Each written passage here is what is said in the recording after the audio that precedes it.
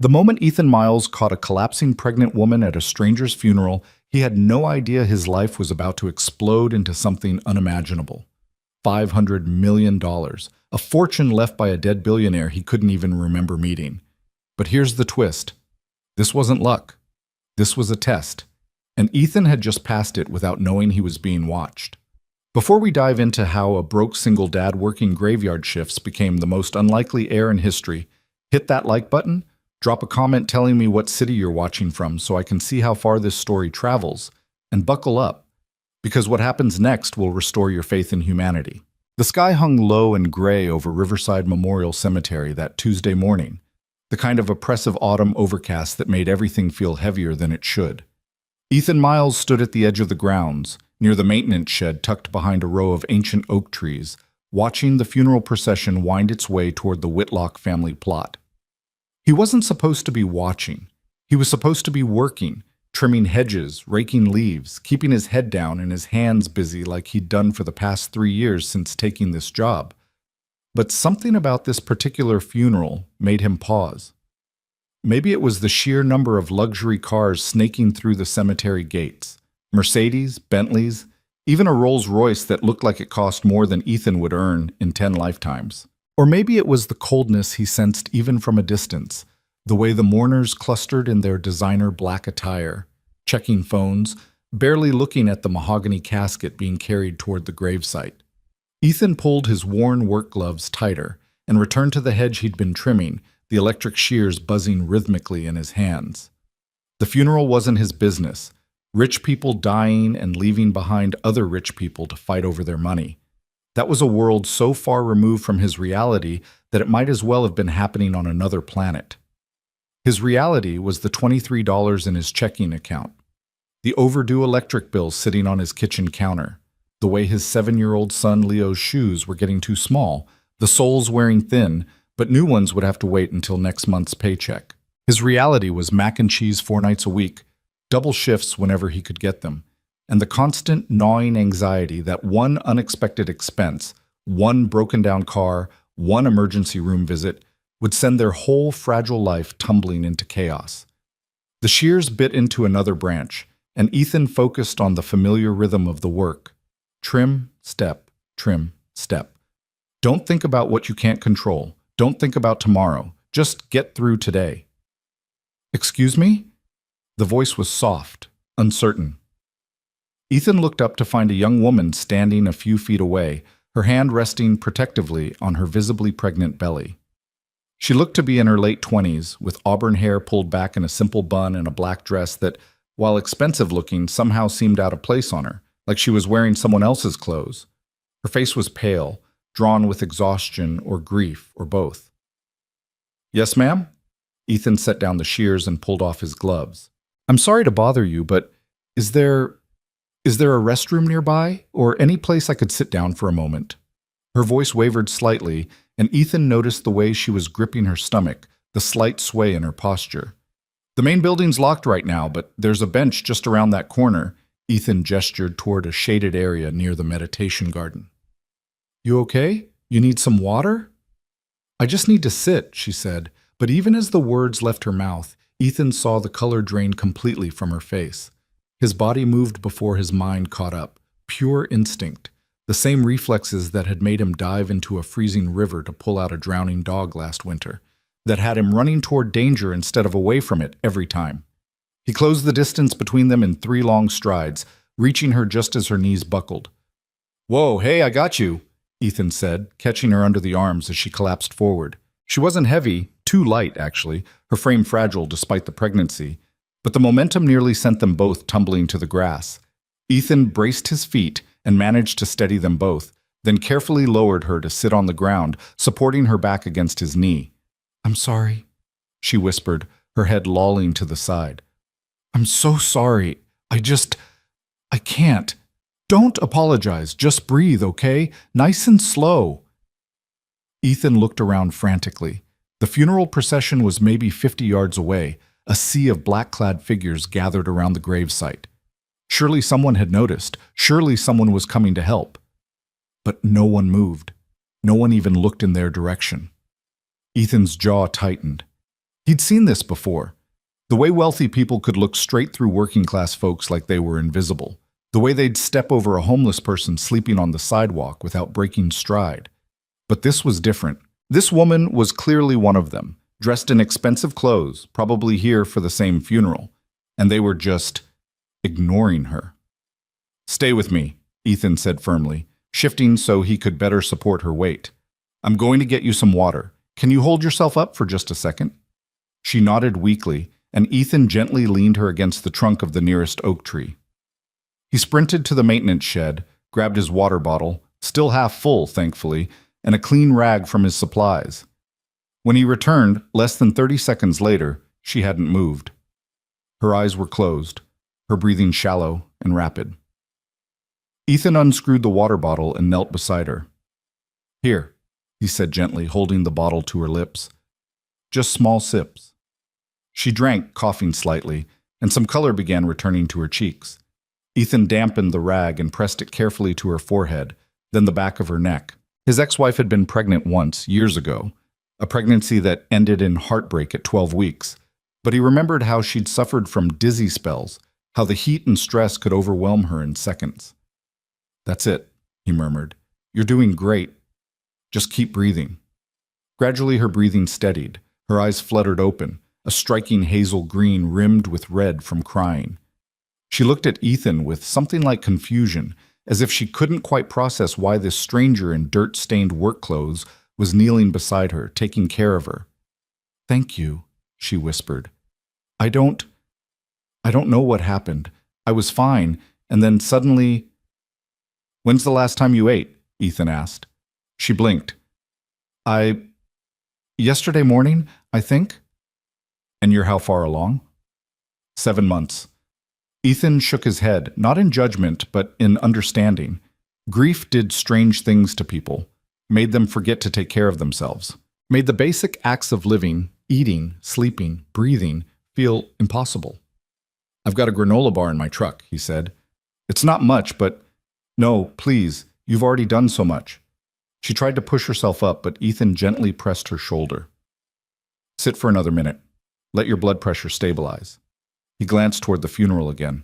The service was in full swing now, a minister's voice carrying faintly across the grass. Still, no one had come looking for her. "You here for the Whitlock funeral?" Her expression crumbled, fresh tears spilling down her cheeks. "Yes, Rowan was..." She couldn't finish the sentence. Ethan didn't push. He simply stayed beside her, one hand resting lightly on her shoulder in silent support, the other holding the damp rag ready in case she needed it again. They sat like that for several minutes, the world continuing around them. The minister's eulogy floating on the breeze, the distant rumble of traffic from the main road, a crow cawing from somewhere in the oak trees. Finally, she wiped her eyes and took a shaky breath. "I should go back. They'll be wondering where I am." Ethan wanted to point out that clearly no one was wondering, no one had even bothered to check, but he kept that observation to himself. Instead, he helped her carefully to her feet, staying close in case she wobbled again. "Take it slow," he advised. "And please, eat something as soon as you can. For the baby." She nodded, then looked at him with an intensity that caught him off guard. "What's your name?" "Ethan." "Ethan Miles?" "Ava Hollis." She extended her hand and they shook, her grip surprisingly firm despite everything. "Thank you, Ethan. You have no idea. Thank you. Just glad you're okay." Ava hesitated as if she wanted to say something more, but then seemed to think better of it. She gave him one last grateful look before turning and walking slowly back toward the funeral gathering. Ethan watched her go, making sure she made it safely to the cluster of mourners before returning to his abandoned hedge trimmers. As he worked, he couldn't shake the image of her face. The grief etched into every feature, the way she'd looked so utterly alone despite being surrounded by dozens of people. He wondered who Rowan Whitlock had been to her. Father? Grandfather? The name sounded vaguely familiar, like something he might have seen in a newspaper headline once, but Ethan didn't follow the lives of the rich and famous. He had enough trouble keeping track of his own life. The funeral concluded about an hour later. Ethan kept working, staying out of sight as the mourners filed back to their expensive cars. He caught glimpses of them through the hedges. A tall woman with severe features and a black hat, speaking sharply into her phone. A younger man, probably in his 30s, who looked like he'd rather be anywhere else. An elderly couple moving slowly, leaning on each other.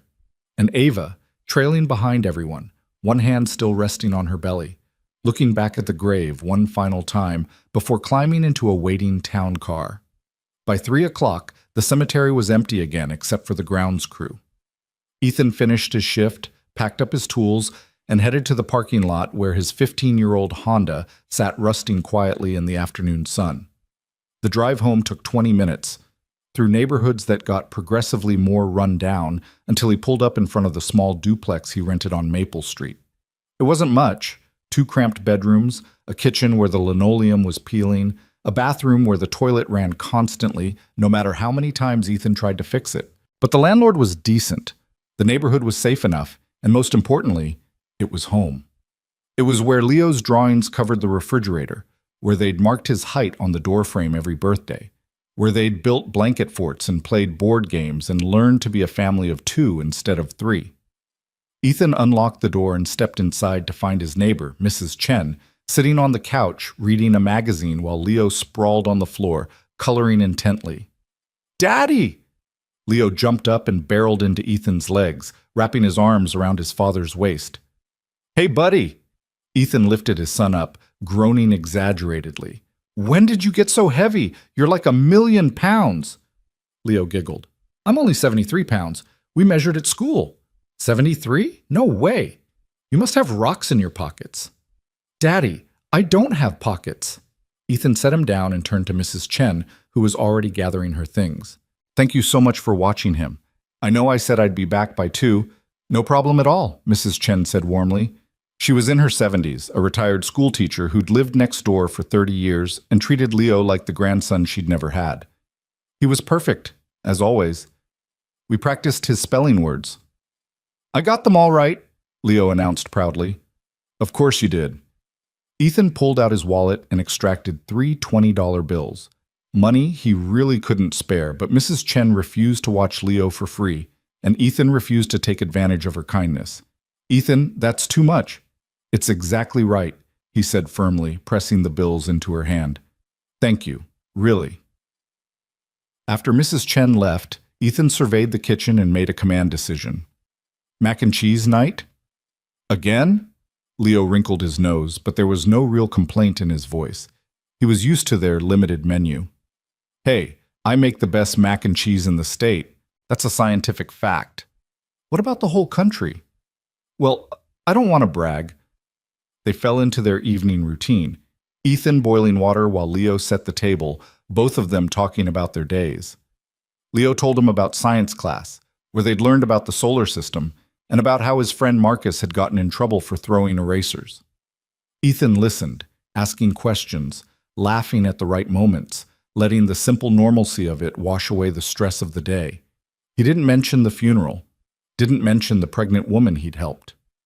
These small moments of peace with his son were too precious to contaminate with the reminder of how fragile everything was, how close they always were to falling apart. They just sat down to eat, cheap powdered cheese coating their elbows as they laughed over something silly, when 3 sharp knocks echoed from the front door. Ethan's smile faded. It was nearly 7 o'clock on a Tuesday. They weren't expecting anyone, and unannounced visitors rarely brought good news. His mind immediately jumped to worst-case scenarios. The landlord coming to raise the rent, someone from the electric company about the overdue bill, maybe even a social worker checking up on them after that incident at Leo's school last year where a teacher had reported concerns about his worn-out clothes. "Stay here, buddy," Ethan said, standing and moving toward the door. Through the peephole, he saw a man in an expensive gray suit, mid-50s, with silver hair and wire-rimmed glasses. Definitely not the landlord, definitely not anyone Ethan recognized. He opened the door but left the chain lock engaged. "Can I help you?" The man smiled professionally. "Mr. Ethan Miles?" "Who's asking?" "My name is Grant Hale. I'm an attorney with Whitlock Estate Management." He pulled out a business card and held it up to the crack in the door. The card was heavy stock, embossed lettering. I apologize for arriving unannounced, but the matter is quite urgent. May I come in? Every instinct in Ethan's body screamed that this was wrong. Rich people's lawyers didn't show up at poor people's apartments with urgent business unless that business was bad. Had he done something wrong at the cemetery? Had someone complained about him talking to Ava? Mr. Miles, I promise you, you're not in any trouble, Grant said, as if reading his mind. Quite the opposite, in fact. But what I need to discuss with you is sensitive, and best done in private. Ethan glanced back at Leo, who was watching from the table with wide, curious eyes. Leo, go to your room for a few minutes, okay? But Dad! Now, please. Leo trudged off, and Ethan heard his bedroom door close. Only then did he unlatch the chain and open the door fully. Grant Hale stepped inside, and his gaze swept across the modest living room. Not judgmental exactly, but definitely assessing. Cataloging the worn furniture, the water stain on the ceiling, the stack of past due bills on the counter that Ethan hadn't gotten around to hiding. Would you like to sit down, Mr. Miles? I think I'd rather hear what this is about first. Grant nodded slowly, then reached into his briefcase and pulled out a thick manila folder. Mr. Miles, are you familiar with Rowan Whitlock? Ethan's stomach dropped. So this was about the funeral, about helping Ava. Maybe the Whitlock family thought he'd been inappropriate, or maybe I worked the funeral this morning, Ethan said carefully. At Riverside Memorial. I'm on the grounds crew. If someone complained about something I did, no one complained, Grant interrupted gently. Mr. Miles, Rowan Whitlock passed away 5 days ago. He was 83 years old, one of the wealthiest men in the state, founder of Whitlock Industries, philanthropist, and, well, by most accounts, a complicated man.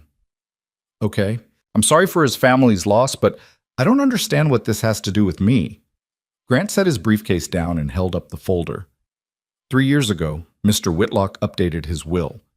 It was an unusual document, one that his children and his lawyers all tried to talk him out of, but he was very clear about what he wanted.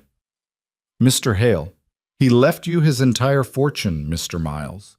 The words hung in the air like something solid, something Ethan could almost reach out and touch. His mouth opened, but no sound came out. His brain seemed to have short-circuited, unable to process the sentence he'd just heard. I'm sorry, what? Rowan Whitlock's estate, his primary fortune, his investments, his property holdings, all of it has been left to you. The total value is approximately $500 million. The room tilted. Ethan reached out blindly and found the back of the couch, gripping it hard enough that his knuckles went white. 500 million. That wasn't a number that existed in his reality. That wasn't real money. That was movie money, lottery money, the kind of number that got thrown around in news articles about tech billionaires and oil tycoons. That's not possible, Ethan said, his voice coming out hoarse. I don't know anyone named Rowan Whitlock. I've never even heard that name before today. Yes, well, that's part of why this is so remarkable. Grant opened the folder and pulled out a photograph. Do you recognize this man?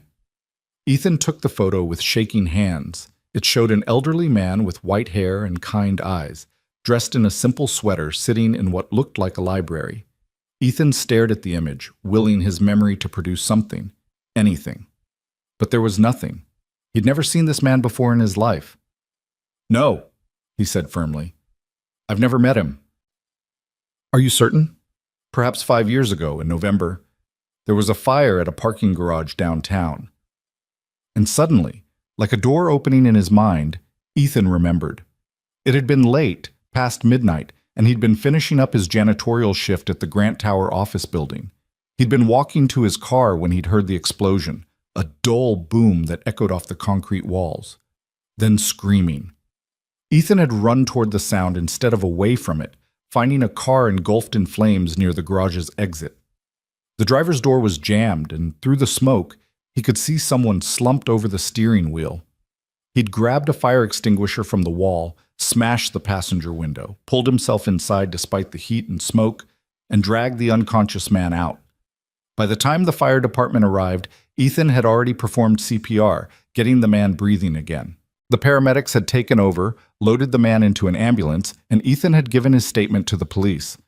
Then he'd clocked back in to finish mopping the floors because he couldn't afford to lose those hours of pay. "That was him?" Ethan whispered. "The man in the car?" "That was him," Grant confirmed.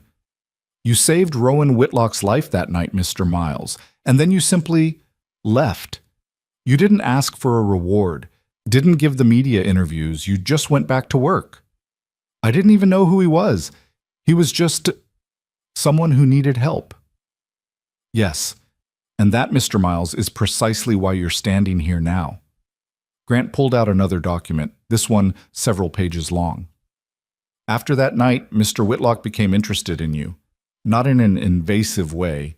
He was very careful about respecting your privacy, but he kept track of you.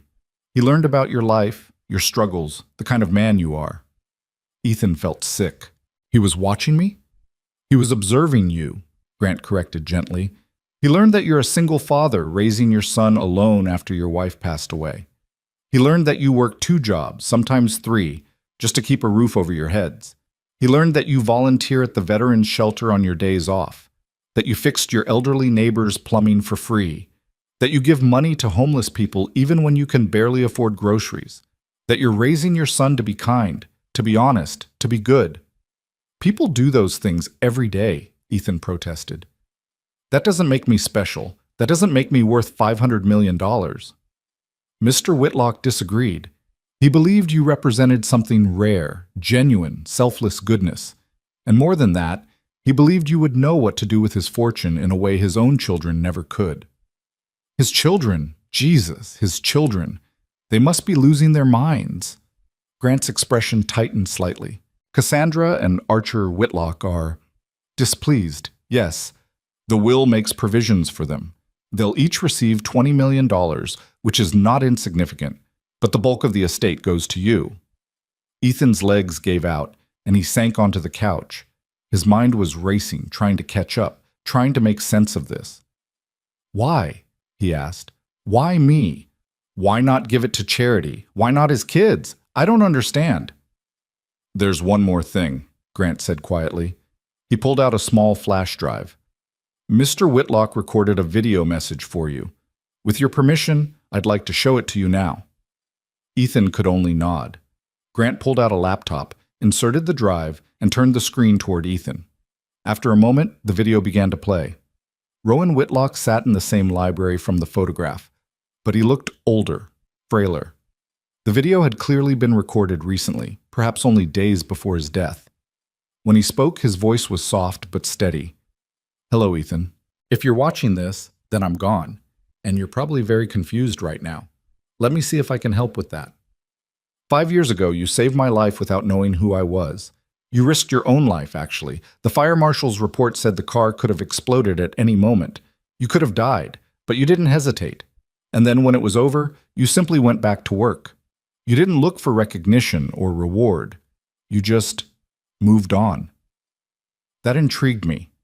So I learned more about you, and what I learned broke my heart and filled it at the same time. Broke it because I saw how hard you struggle, how much you sacrifice for your son. Filled it because I saw the kind of man you are, the kind of man I always wanted to be but never quite managed. I built an empire, Ethan. I made billions, but I was never good at the things that matter. I was a terrible father. I was cold, distant, focused on profit margins instead of people. My children grew up resenting me, and honestly, they had every right to. I gave them money but never love. I gave them everything except what they actually needed. And then I met Ava. She was my executive assistant's daughter, and she was brilliant and kind and everything my own children weren't, not because they couldn't be, but because I'd never taught them how. I came to love Ava like a daughter. And when I watched you help her at my funeral today, yes, that was planned, though the collapse was real. She's been under terrible stress. I knew I'd made the right choice. This isn't just about giving you money, Ethan. It's about giving you the power to do good on a scale you've never imagined. To help people the way you helped me, the way you help everyone around you.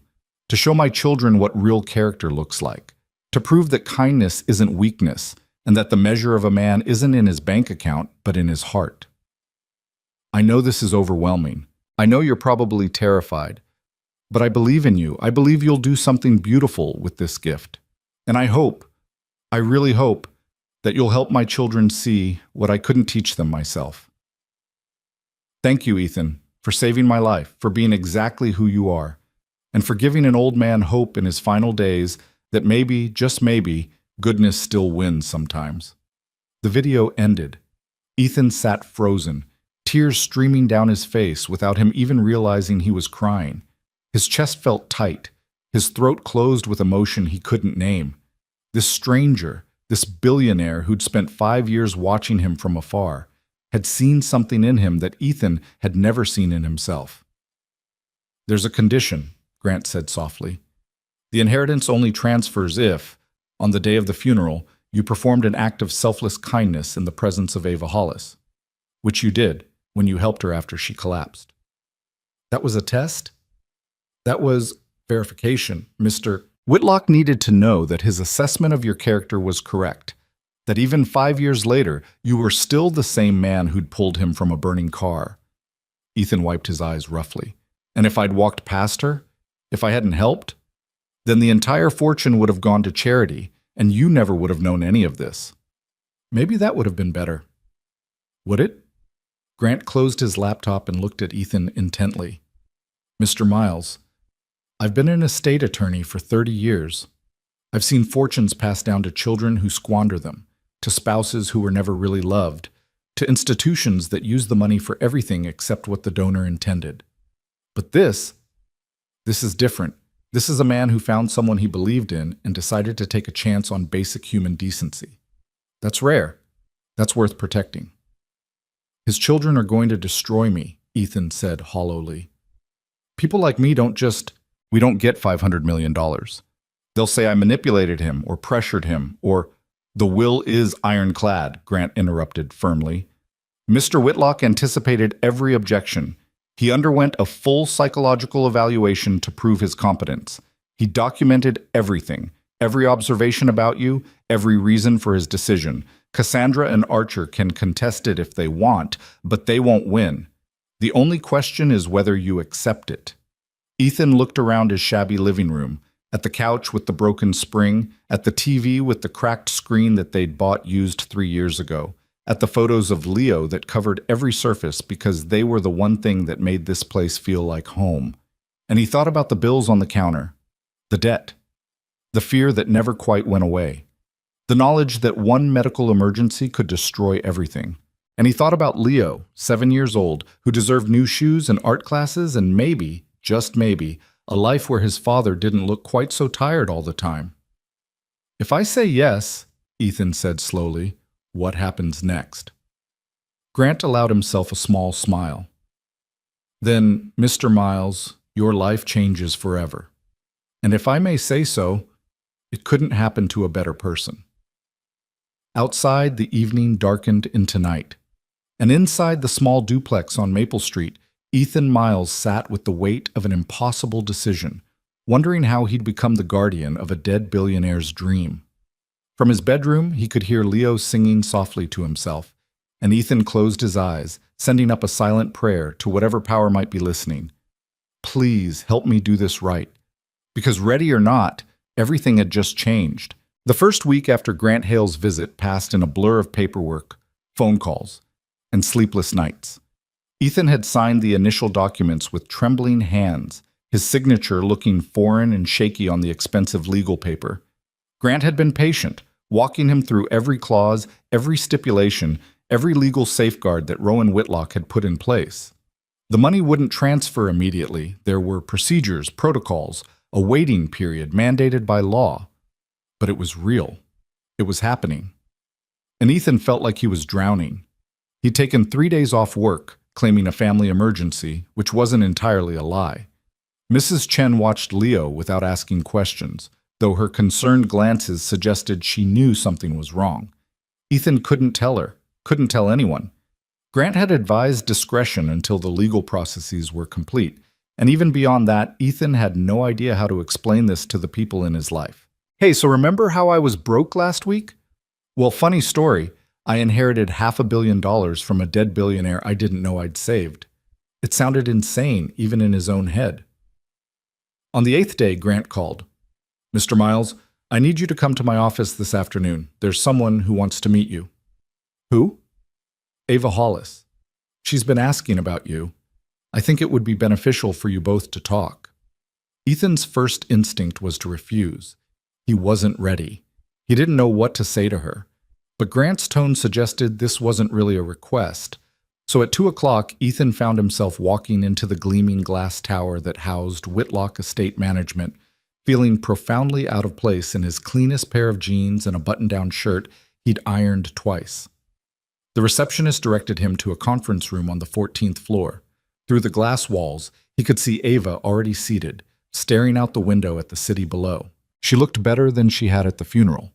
More color in her face, less of that haunted exhaustion. But when she turned and saw him, her eyes filled with tears. "Ethan," she said, standing awkwardly with her hand on her belly, "thank you for coming." "Of course." He stepped inside and they stood there for a moment, neither quite sure what to do. Finally, Ava moved forward and hugged him, or tried to. Her pregnant belly made it awkward, but the gesture was genuine, her arms tight around his shoulders. "I'm so sorry," she whispered. "I'm so sorry he put this on you without warning." "You knew?" Ethan pulled back, searching her face. "You knew what he was going to do?" "Not everything. Not the specifics." Ava sank back into her chair and Ethan took the seat across from her. "But Rowan told me months ago that he'd found someone who reminded him of the man he'd wished he'd been. He wouldn't tell me who, only that when the time came, I'd understand." "At the funeral," Ethan said slowly, "when you collapsed, was that really—" "The stress was real, the grief was real. I loved him so much." Her voice broke, and she pressed her hand to her mouth. "But, yes, he'd asked me to be there, to see what you would do. He said if you helped me, if you showed the same kindness he'd seen in you before, then he'd know for certain." Ethan felt a flash of anger. "So I was being tested? Like some kind of experiment?" "No," Ava said firmly. "Not tested. Observed. There's a difference. Rowan didn't set up some elaborate trap. He just created an opportunity for you to be yourself. And you were. You were exactly who he believed you to be. I don't know if that makes it better or worse." "I know it's overwhelming. Believe me, I know." Ava wiped her eyes. "Rowan came into my life when I was 19. My mother worked as his executive assistant, and I was in college, struggling to pay tuition. He offered to help, and I was too proud to accept at first. But he was persistent. Not in a creepy way. He was just genuinely interested in who I was, what I wanted to do with my life. He became like a father to me, the father I'd never had." "What about his real children?" Ava's expression darkened. "Cassandra and Archer. They're not bad people, not really, but they're broken in ways that Rowan blamed himself for. He was so focused on building his empire when they were young that he barely knew them, and by the time he tried to fix it, the damage was done. They grew up believing that money was the only thing that mattered, that love was transactional, that power was the only currency worth having. And now they're going to hate me for taking what they think is theirs." "They already do," Ava admitted. "Grant's been fielding calls from their lawyers all week. They're threatening to contest the will, to drag this through court for years if they have to. But Ethan, you need to understand something. Rowan knew this would happen. He knew they'd react this way. And he believed you were strong enough to handle it." "I'm not strong," Ethan said quietly. "I'm terrified. I have a 7-year-old son who's already been through too much. I can't put him through a media circus, a legal battle with billionaires. Maybe it would be better if I just walked away." "You can't." Ava leaned forward, her gaze intense. "The will is structured so that if you refuse the inheritance, it all goes to charity. Cassandra and Archer get nothing beyond their initial $20 million each. If you walk away, you're not protecting them or yourself. You're just letting Rowan's dream die." "What dream? What did he actually want me to do with this money?" "He wanted you to prove that kindness matters, that goodness isn't naive or weak, that one person with integrity can make a real difference."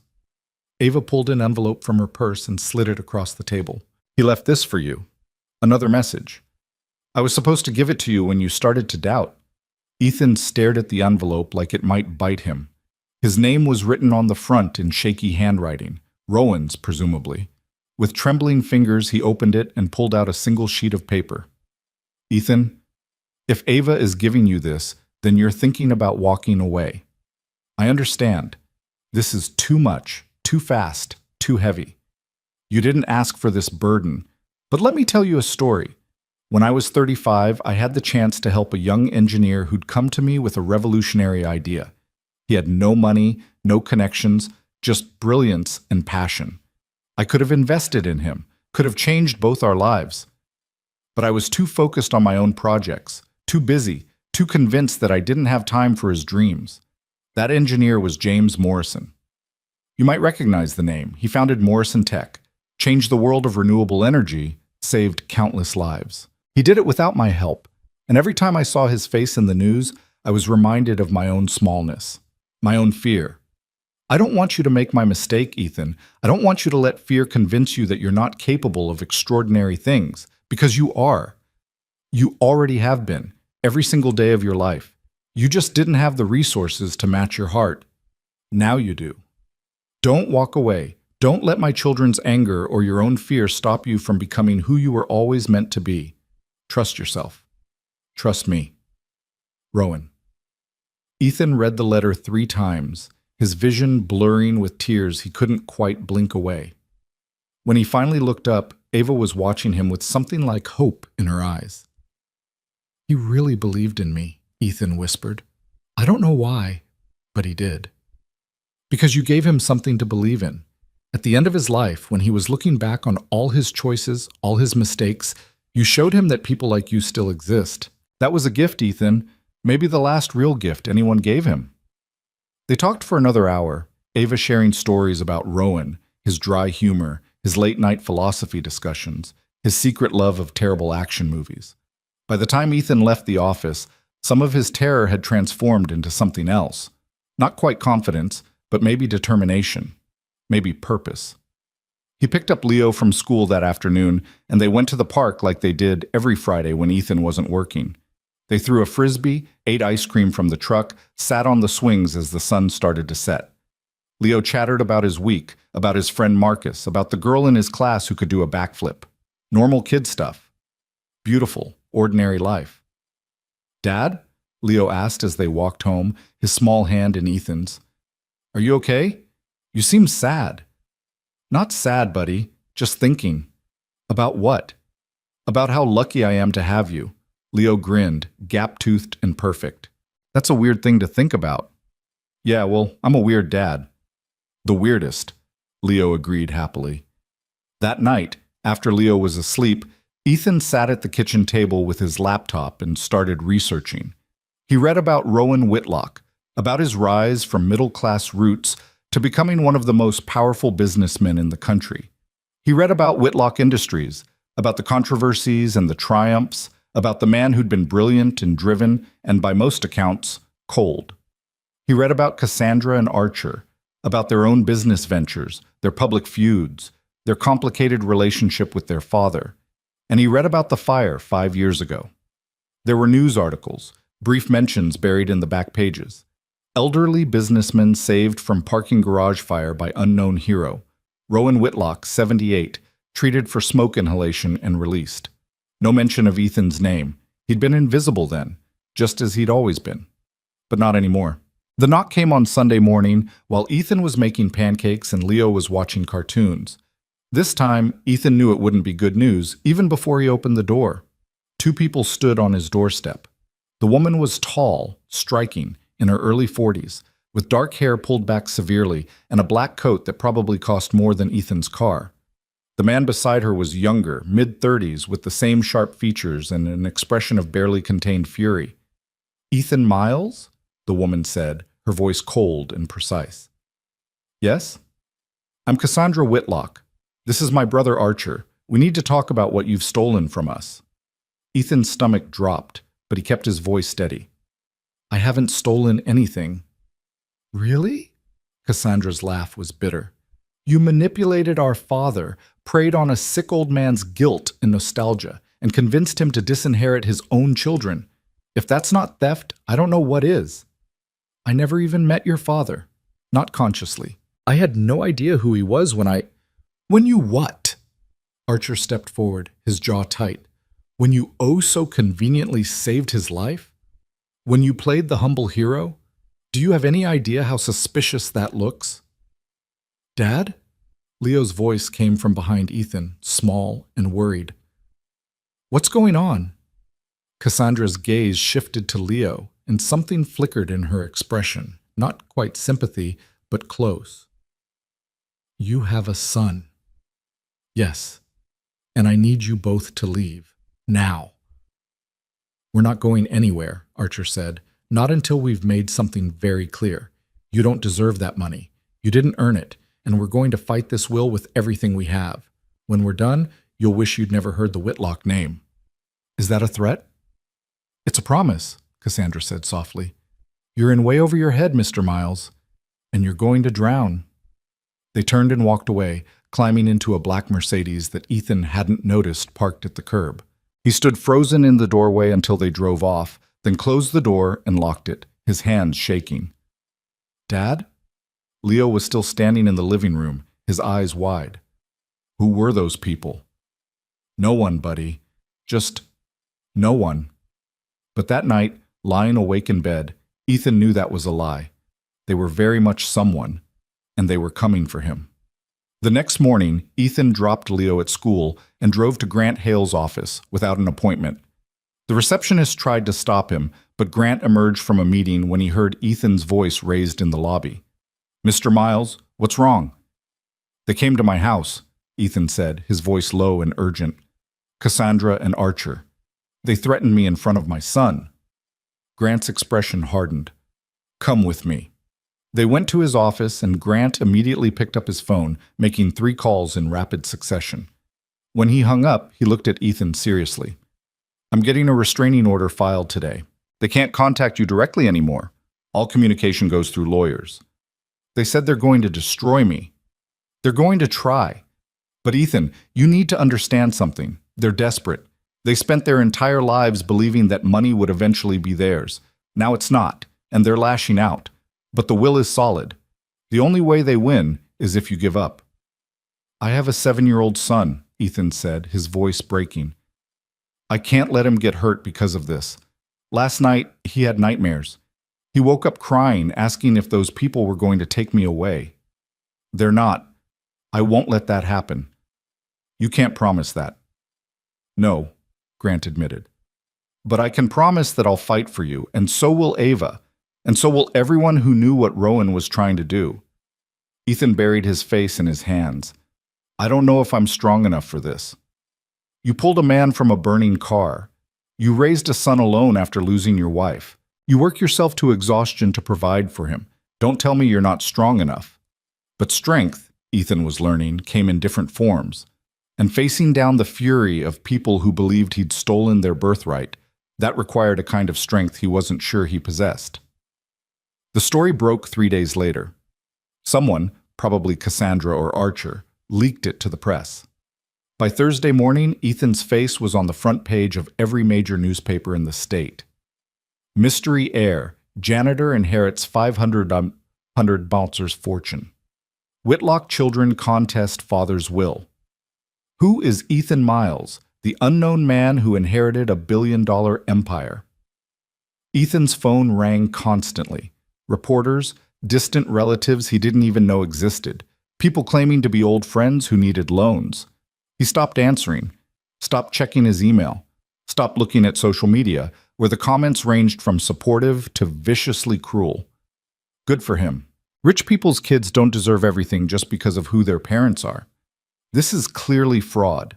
No one gives away that kind of money to a stranger. Gold digger.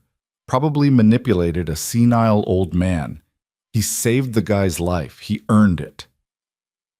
On Friday, Ethan went to pick up Leo from school and found a cluster of reporters waiting outside the gates. Cameras flashed as he approached, microphones thrust toward his face. Mr. Miles, what was your relationship with Rowan Whitlock? Did you know he was going to leave you his fortune? What do you say to accusations that you manipulated him? Ethan pushed through them, saying nothing, and found Leo's teacher waiting with his son inside the building. Miss Patterson looked worried. Mr. Miles, we need to talk. Some of the other parents there have been comments about Leo. What kind of comments? People saying that you're a con artist, that Leo will be taken away when you go to jail. The children have been repeating things they've heard at home. Ethan's vision blurred with rage. My son is 7 years old. What the hell is wrong with people? I know, I'm so sorry, but Leo came to me crying today during recess. He said some boys told him his dad is a thief. Ethan looked down at Leo, who was clutching his backpack and staring at the floor, his heart shattered into a million pieces. Come on, buddy, he said gently. Let's go home. They made it to the car before the tears came. Leo sobbed in the back seat, asking questions Ethan didn't know how to answer. Why were people being mean? What did he do wrong? Was Ethan really a thief? Listen to me, Ethan said, pulling over and climbing into the back seat to hold his son. Listen, none of this is your fault, and I am not a thief. I helped someone a long time ago, and he wanted to thank me, that's all. But everyone's saying I don't care what everyone's saying. I care about you, and I care about doing what's right. Can you trust me on that? Leo nodded against his chest, hiccuping. I trust you, Dad. That's all that matters. But as they drove home, Ethan wondered if trust would be enough. That weekend, Ava called. Ethan, I need you to come over. There's something you need to see. She gave him an address in the wealthy part of town, a penthouse overlooking the river. When Ethan arrived, she led him to a study lined with bookshelves and handed him a tablet. Rowan made one more video, she said quietly. He made me promise not to show it to you unless things got really bad. Well, they're bad, so watch. Ethan pressed play, and Rowan's face appeared on the screen.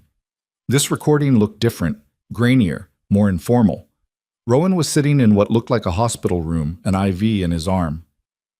Ethan, if you're seeing this, then my children are doing exactly what I feared they would. They're attacking you, making your life hell, and you're probably wondering if it's worth it. Rowan paused, coughing. When he continued, his voice was weaker. Let me tell you something about Cassandra and Archer. When they were young, I took them to a homeless shelter on Christmas. I thought it would teach them gratitude, perspective. We served meals, and there was a veteran there, a man who'd lost his legs in combat. He was kind, grateful, told jokes despite everything. And on the way home, you know what Cassandra said? She was 14. She said, "Why should we help people who can't help themselves?" Rowan's eyes filled with tears. I failed her. I failed them both. I taught them that success meant crushing others, that wealth meant superiority, that kindness was weakness. And by the time I realized my mistake, they were already formed, already broken in ways I couldn't fix. He leaned forward, looking directly at the camera. But here's what you need to know, Ethan. 5 years ago, you didn't just save me from that fire. You saved Archer and Cassandra's uncle, my brother Thomas. It was 6 months before the garage fire. He'd been in a motorcycle accident on Highway 12, and you stopped. You pulled him from the wreckage, called 911, stayed with him until the ambulance came, and then you left, just like you always do. Ethan's breath caught. He remembered that night. Remembered the motorcycle, the blood, the man's terrified eyes. Thomas never told anyone except me, Rowan continued. He was ashamed that a stranger had to save him. But when I started researching you after you saved my life, Thomas recognized your name. And that's when I knew. You weren't a coincidence. You were proof that some people are just wired differently. Wired to help, even when there's no benefit, even when it costs them. Rowan wiped his eyes. So when Cassandra and Archer come for you, when they try to destroy you, remember this. You saved their uncle's life. You saved mine. You've saved dozens of people without even realizing it. You're exactly what this world needs more of. And if my children can't see that, then I failed them even more than I thought. The video ended. Ethan sat in stunned silence, his mind reeling. Ava was crying quietly beside him. I didn't know, Ethan whispered. I didn't know that was their uncle. Thomas died 2 years ago, heart attack, but he told Rowan about you, confirmed everything. That's what made Rowan absolutely certain. Does Cassandra know? Does Archer? Rowan wanted you to tell them when the time was right. Ethan thought about the fury in their faces, the threats, the way they'd frightened his son. And he thought about the man on the highway, bleeding and terrified, and how Ethan had held his hand and told him everything would be okay. "The time is right," Ethan said quietly. "Set up a meeting with both of them, tomorrow if possible." Ava looked surprised. "Are you sure?" "No, but I'm done running. I'm done letting them think I'm some con artist who manipulated their father. They deserve to know the truth. All of it." The meeting was arranged for Monday morning at Grant Hale's conference room.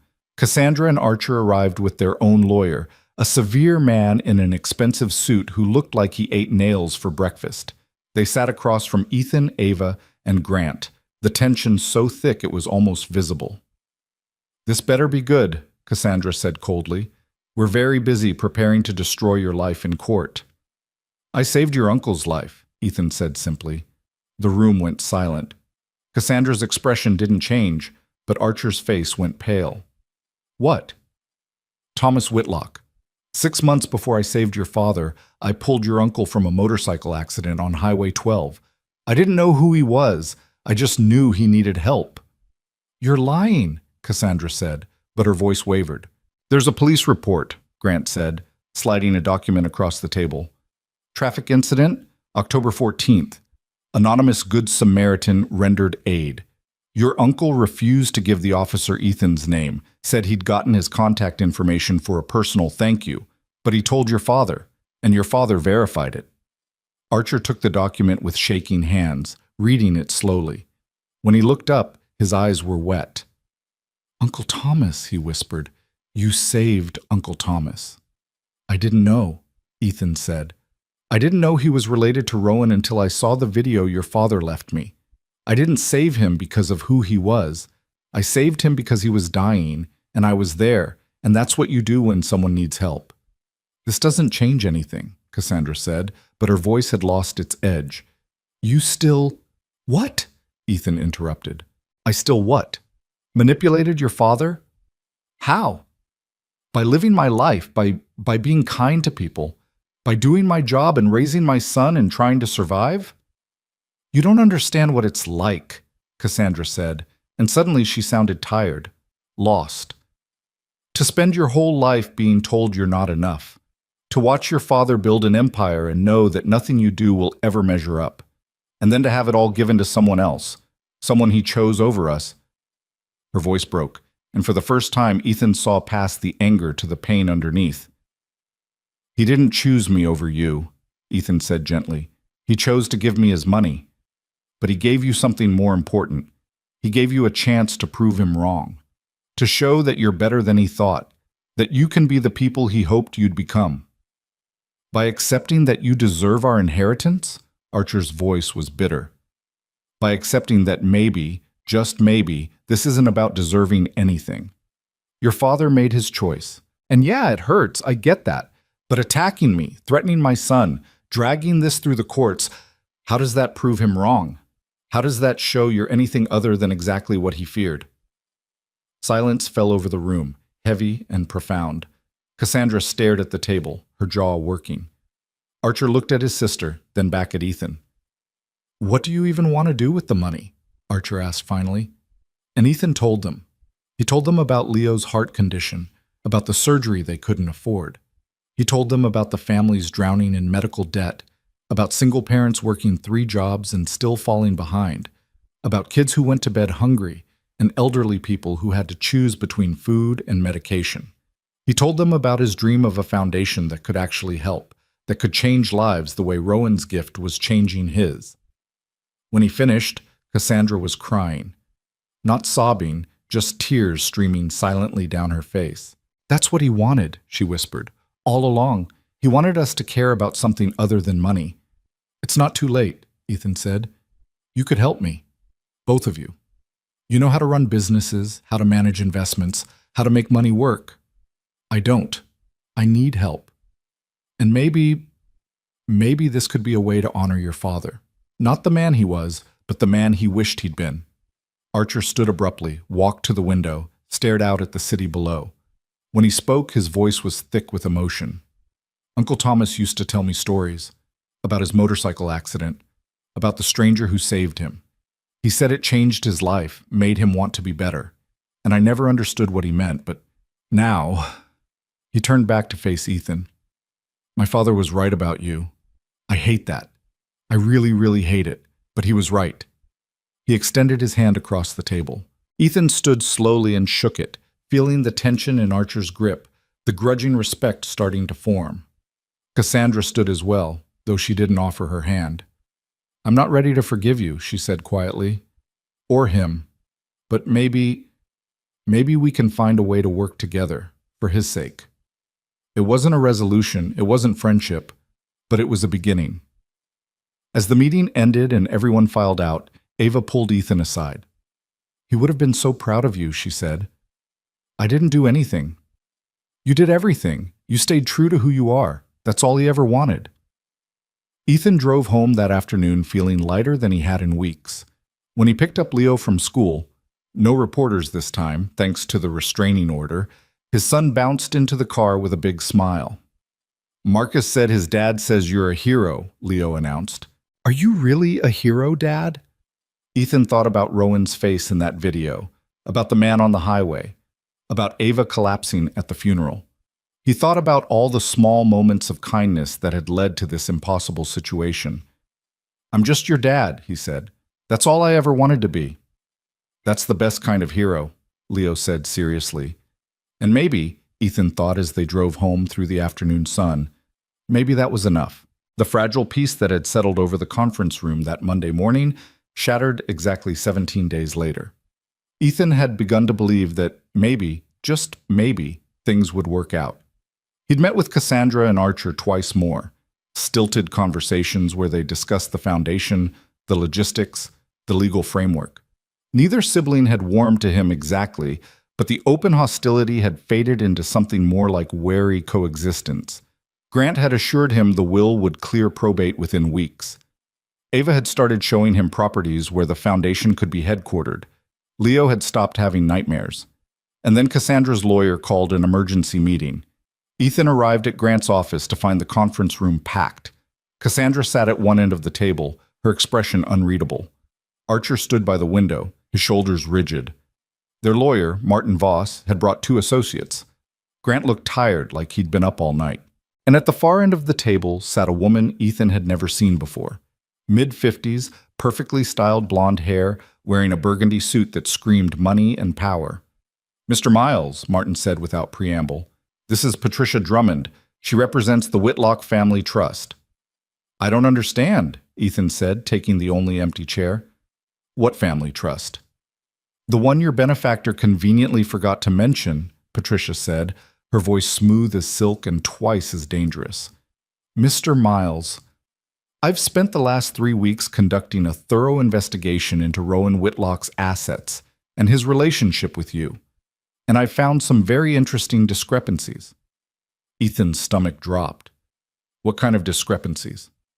For starters, there are questions about the timing of your interactions with Mr. Whitlock, questions about whether you really had no idea who he was, questions about whether this entire inheritance might constitute undue influence over a vulnerable elderly man.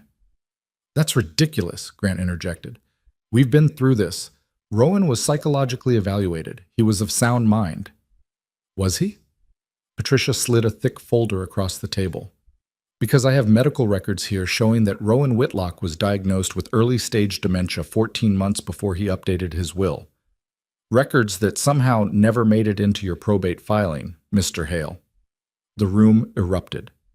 Grant was on his feet, his face flushed with anger. Ava gasped, one hand flying to her mouth.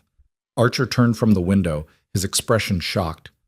Only Cassandra remained still, watching Ethan with an intensity that made his skin crawl.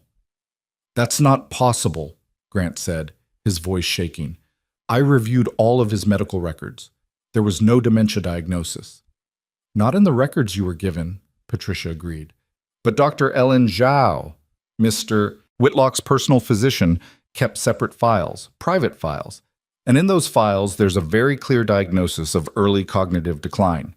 Now, I'm not saying Mr. Whitlock was incompetent. I'm simply saying that a man with dementia who suddenly decides to leave his entire fortune to a stranger raises questions about his judgment. Ethan felt like the floor was dissolving beneath him. I didn't know. I swear to God, I had no idea he was sick. Of course you didn't, Patricia said, her tone suggesting she believed the exact opposite. Just like you had no idea who he was when you pulled him from that fire. Just like you had no idea he'd been watching you for years. It's all very convenient, isn't it? This is a witch hunt, Ava said, her voice trembling with fury. Rowan was sharp as a tack right up until his death. He and I had conversations about philosophy, about business strategy, about politics. There was nothing wrong with his mind. Then perhaps you can explain why he was prescribed Aricept 3 months before he died. Patricia produced another document. That's a medication specifically for Alzheimer's and dementia patients. The silence that followed was deafening. Ethan looked at Ava and saw the color drain from her face. She hadn't known. None of them had known. Even if this is true, Grant said carefully, early-stage dementia doesn't automatically invalidate a will. We'd need to prove that Mr. Whitlock lacked testamentary capacity at the time he made his decision, and we have 3 neurologists ready to testify that based on these medical records, his capacity was severely compromised, Patricia interrupted. But here's what I'm proposing, Mr. Miles. We don't want a protracted legal battle any more than you do, so we're offering you a settlement, $20 million. You walk away, sign a non-disclosure agreement, and everyone moves on with their lives. 20 million, Ethan heard himself say, the number so absurd he couldn't quite process it. You're offering me $20 million to give up $500 million? We're offering you $20 million to avoid a lawsuit that will drag on for years, destroy your reputation, traumatize your son, and quite possibly end with you getting nothing at all. Patricia leaned forward. Think about it, Mr. Miles. $20 million is more money than you'll ever need. You could give your son the life you've always dreamed of. You could walk away from this nightmare and never look back. Ethan looked around the table. Grant was shaking his head slightly, a clear warning. Ava looked devastated, tears streaming down her face. Archer was staring at his sister with something like betrayal in his eyes. And Cassandra was watching Ethan with an expression he couldn't read. Did you know about this? Archer asked his sister, his voice low and dangerous. Did you know about the dementia? I knew Dad was forgetting things, Cassandra said quietly. Little things, names, appointments, but I thought it was just age. You thought it was age, or you hoped it was dementia so you could use it against him? That's not fair, Archer. Isn't it? Because it seems like the moment we started to accept this, the moment we started to think maybe Dad knew what he was doing, you went and hired someone to dig up dirt. I'm protecting our family's legacy. No, Archer said, his voice breaking. You're proving Dad right about us. He walked out, the door slamming behind him. In the ringing silence, Patricia gathered her papers with the satisfied air of someone who'd just won a major victory. You have 72 hours to accept the settlement, Mr. Miles. After that, we file suit. And trust me, you don't want to see what we've prepared. She stood, nodded to Cassandra, and left with her associates in tow. Cassandra remained seated, her hands folded on the table. When she finally spoke, her voice was barely above a whisper. I didn't want to do this. Then why did you? Ava demanded. Because I'm terrified. Cassandra's composure cracked, her voice rising. I'm terrified that my father was right about me, that I'm exactly as shallow and money-hungry and broken as he thought. And if I let this go, if I just accept that he chose a stranger over his own daughter, then what does that say about who I am? It says you're human, Ethan said quietly. It says you're hurt. But Cassandra, destroying me won't fix what's broken between you and your father. He's gone. And whether I take this money or walk away, that won't change. You don't understand what it's like, Cassandra said, and now she was crying openly. Every achievement, every success, every time I tried to make him proud, it was never enough. Do you know what he said to me when I made my first million? I was 26 years old, and I was so excited to tell him. And he said, That's nice, Cassandra. Let me know when you've made something that matters. She pressed her hands to her face, shoulders shaking. And now he's given away everything to prove that I don't matter, that I never mattered. Ethan felt a strange surge of sympathy for this woman who'd threatened him, who'd tried to destroy his life, Because underneath all the anger and the legal maneuvering, she was just someone desperate for a father's love she'd never received. He left you $20 million, Ethan said. And more than that, he left you a chance to prove him wrong. But you won't do that by taking down everyone around you. You'll do it by becoming someone who doesn't need to. Cassandra looked at him through her tears, and for a moment something shifted in her expression. But then she stood abruptly, wiped her eyes, and walked out without another word. Grant waited until the door closed before turning to Ethan. We need to talk about this dementia diagnosis. If it's legitimate, it doesn't matter, Ethan interrupted. Ethan, it matters a great deal. This could invalidate the entire will. Then maybe it should. What? Ava looked at him in disbelief. Ethan, no. Rowan wanted you to have this money. He was clear about that. Was he? Or was he confused? What if he did have dementia? What if he wasn't thinking clearly? How can I take $500 million knowing that? Because he chose you long before any diagnosis, Grant said firmly. Mr. Miles, I've reviewed the timeline carefully. Rowan first started watching you 3 years ago, long before any cognitive decline. He made his decision to change his will 18 months ago. And yes, he was diagnosed with early-stage dementia 14 months ago, but the will was already being drafted. The diagnosis didn't change his mind. It just happened to coincide with his planning. That's a hell of a coincidence, Ethan muttered. Life is full of coincidences. That doesn't make them conspiracies. Grant pulled out his own file. I've been doing some research of my own. Early-stage dementia doesn't necessarily impair judgment or decision-making, especially not about long-term choices. Many people with the condition remain perfectly capable of managing their affairs for years. And Rowan's own doctor, this Dr. Zhao, has a note in the file that says, and I quote, "Patient remains sharp and focused on matters of importance. Cognitive decline minimal and primarily affecting short-term memory, not reasoning or judgment." Will Patricia Drummond's neurologists agree with that assessment? Ethan asked. Probably not, but we'll have our own experts. And we'll win, Ethan. I'm confident of that. At what cost? Ethan stood and walked to the window, looking out at the city below. Somewhere down there, Leo was in school, learning about fractions or the solar system or whatever 7-year-olds learned on Wednesday afternoons. Somewhere down there, people were living normal lives, unburdened by impossible inheritances and legal battles with billionaires. Grant, if we fight this, it could take years. Years of my son seeing his father dragged through the mud. Years of headlines and speculation and people thinking I manipulated a sick old man. Is that really what Rowan would have wanted? He wanted you to be brave, Ava said softly. He knew this would be hard, but he believed in you. Maybe he believed in someone I'm not. Ethan left the office without making a decision. He picked up Leo from school, took him out for pizza even though they couldn't really afford it, and listened to his son talk about his day with an ache in his chest that felt like it might tear him apart. After Leo was asleep that night, Ethan sat at the kitchen table with a glass of cheap whiskey and Patricia Drummond's settlement offer. $20 million. It was written there in black and white, along with all the legal language about non-disclosure and release of claims. $20 million to walk away from the hardest thing he'd ever had to do. He could give Leo everything. The surgery he needed, a good school, college, a house with a yard, security and safety, and a future that didn't involve his father working himself to death for minimum wage. $20 million could change their lives just as completely as $500 million, without the weight of expectation and responsibility. But it would also mean giving up on Rowan's dream.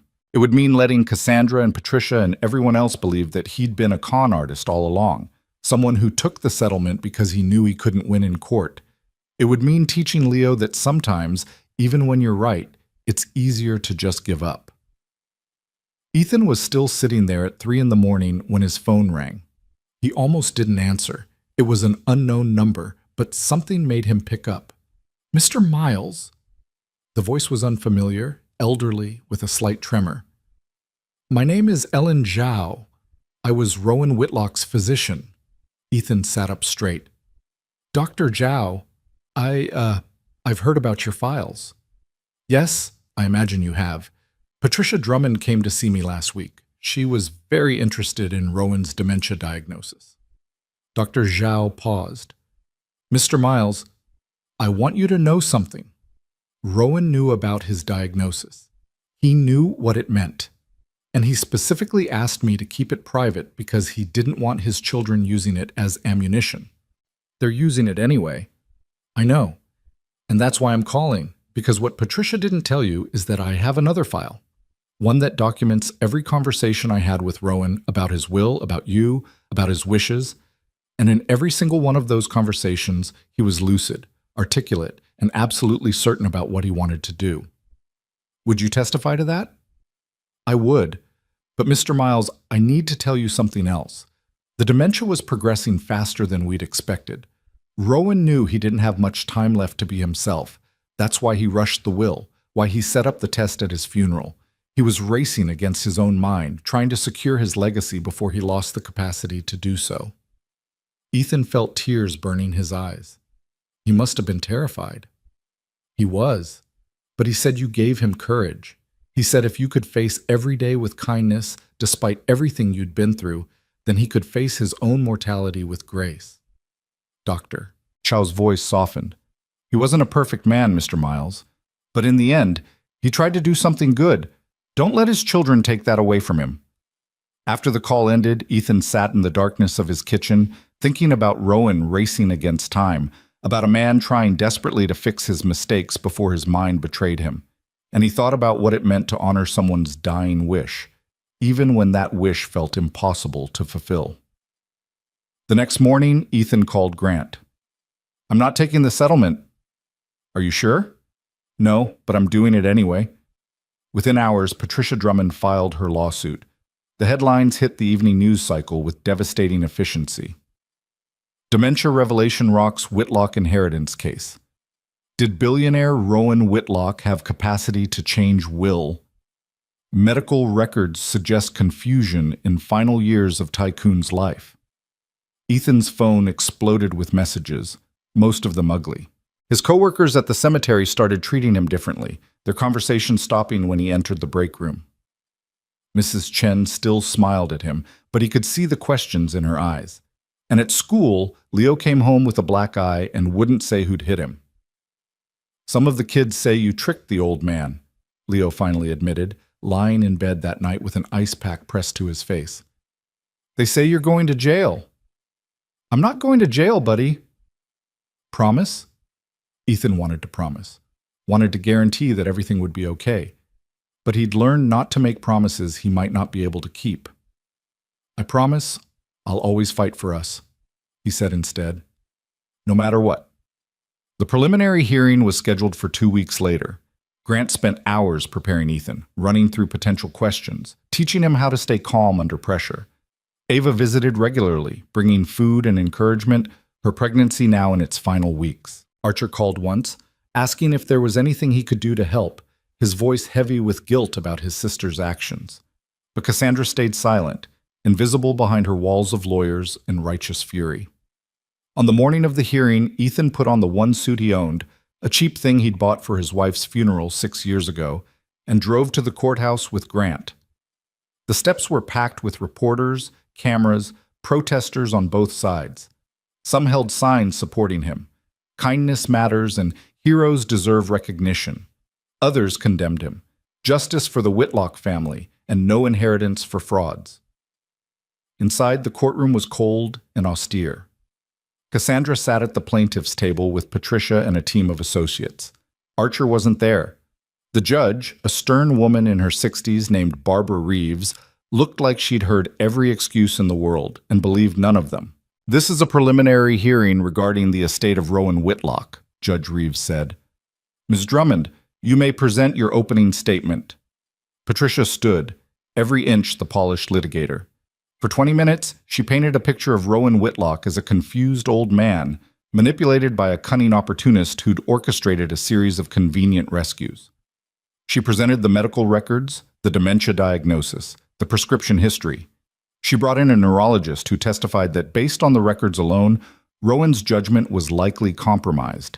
She made it sound like Ethan had planned the whole thing from the beginning, a long con executed with ruthless precision. When she finished, the courtroom buzzed with whispers. Ethan felt sick. Even he was starting to believe he might be guilty of something. Then Grant stood. He was older than Patricia, less flashy, but there was a quiet power in the way he commanded the room. Your Honor, the picture Ms. Drummond has painted is compelling. It's also almost entirely fiction. Grant pulled out a thick binder. These are Rowan Whitlock's personal journals, kept meticulously over the last 5 years of his life. In them, he documents not just his observations of Mr. Miles, but his own thought processes, his reasoning, his fears about his children, and his hopes for his legacy. I'd like to read just one entry, dated 3 months before his death. Judge Reeves nodded, and Grant opened the journal. Today I learned that Ethan helped Mrs. Chen, his elderly neighbor, when her water heater burst. He not only fixed it himself, but paid for the parts out of his own pocket, even though I know from watching his finances that he can barely afford groceries. Mrs. Chen told her daughter that Ethan refused payment, said she'd done enough by watching his son. This is who he is, not calculated, not manipulative, just genuinely, impossibly good. I wish I had been this man. I wish my children could be this man. But since they can't, I'll give him the tools to change the world in the way I never could. My mind may be failing, but my heart knows this is right. The courtroom was silent. Grant looked up at the judge. This isn't a story about a con artist, Your Honor.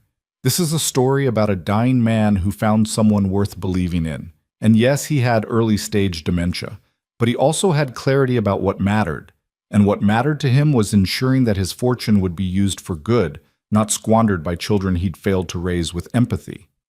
That's a narrative, Your Honor, Patricia objected, not evidence. Then let's talk about evidence, Grant said. Dr. Ellen Zhao is here today. She's prepared to testify that Rowan Whitlock was fully competent when he made his will, that every conversation they had about his estate showed clear reasoning and sound judgment. And furthermore, Miles himself has evidence that corroborates his account of events. Grant gestured, and an assistant brought forward a laptop. Security footage from the parking garage fire 5 years ago. Security footage from the highway where he saved Thomas Whitlock. Security footage from the cemetery on the day of the funeral. Every single moment that Rowan Whitlock cited as evidence of Mr. Miles's character captured on camera. No conspiracy, no manipulation, just a man living his life, helping people because that's who he is. Judge Reeves leaned forward. I'd like to see that footage. For the next hour, the courtroom watched Ethan's life unfold on screens. They watched him pull Rowan from the burning car, his face covered in soot, coughing violently as he performed CPR. They watched him stop on the highway to help Thomas, holding the injured man's hand while they waited for the ambulance. They watched him catch Ava at the funeral, the gentleness in his movements, the concern in his expression. It was strange, seeing himself from outside, watching these moments he barely remembered given weight and meaning. When the footage ended, Judge Reeves was quiet for a long moment. Then she looked at Cassandra. Ms. Whitlock, I'm going to ask you a direct question, and I want an honest answer. Do you genuinely believe Mr. Miles manipulated your father? Or do you believe your father made a choice you don't agree with? Cassandra stood slowly. Every eye in the courtroom was on her. Ethan saw her hands shaking, saw the way she gripped the table for support. When she spoke, her voice was barely audible. I don't know, she whispered. I don't know what I believe anymore. Then perhaps you should withdraw your contest, Judge Reeves said gently. Because this court cannot invalidate a will based on your uncertainty. If you have concrete evidence of undue influence or lack of capacity, present it. Otherwise, I'm inclined to let your father's wishes stand. Patricia immediately leaned over, whispering urgently in Cassandra's ear. Ethan watched emotions flicker across Cassandra's face. Anger, grief, something that might have been relief. Finally, she straightened. I need to speak with my brother, she said. Can we have a recess? Judge Reeves granted 30 minutes. Ethan, Grant, and Ava retreated to a small conference room where they waited in tense silence. Through the walls, they could hear raised voices, Cassandra and Archer, arguing about something they couldn't quite make out. And then, 27 minutes into the recess, the door opened. Archer entered, followed by a red-eyed Cassandra.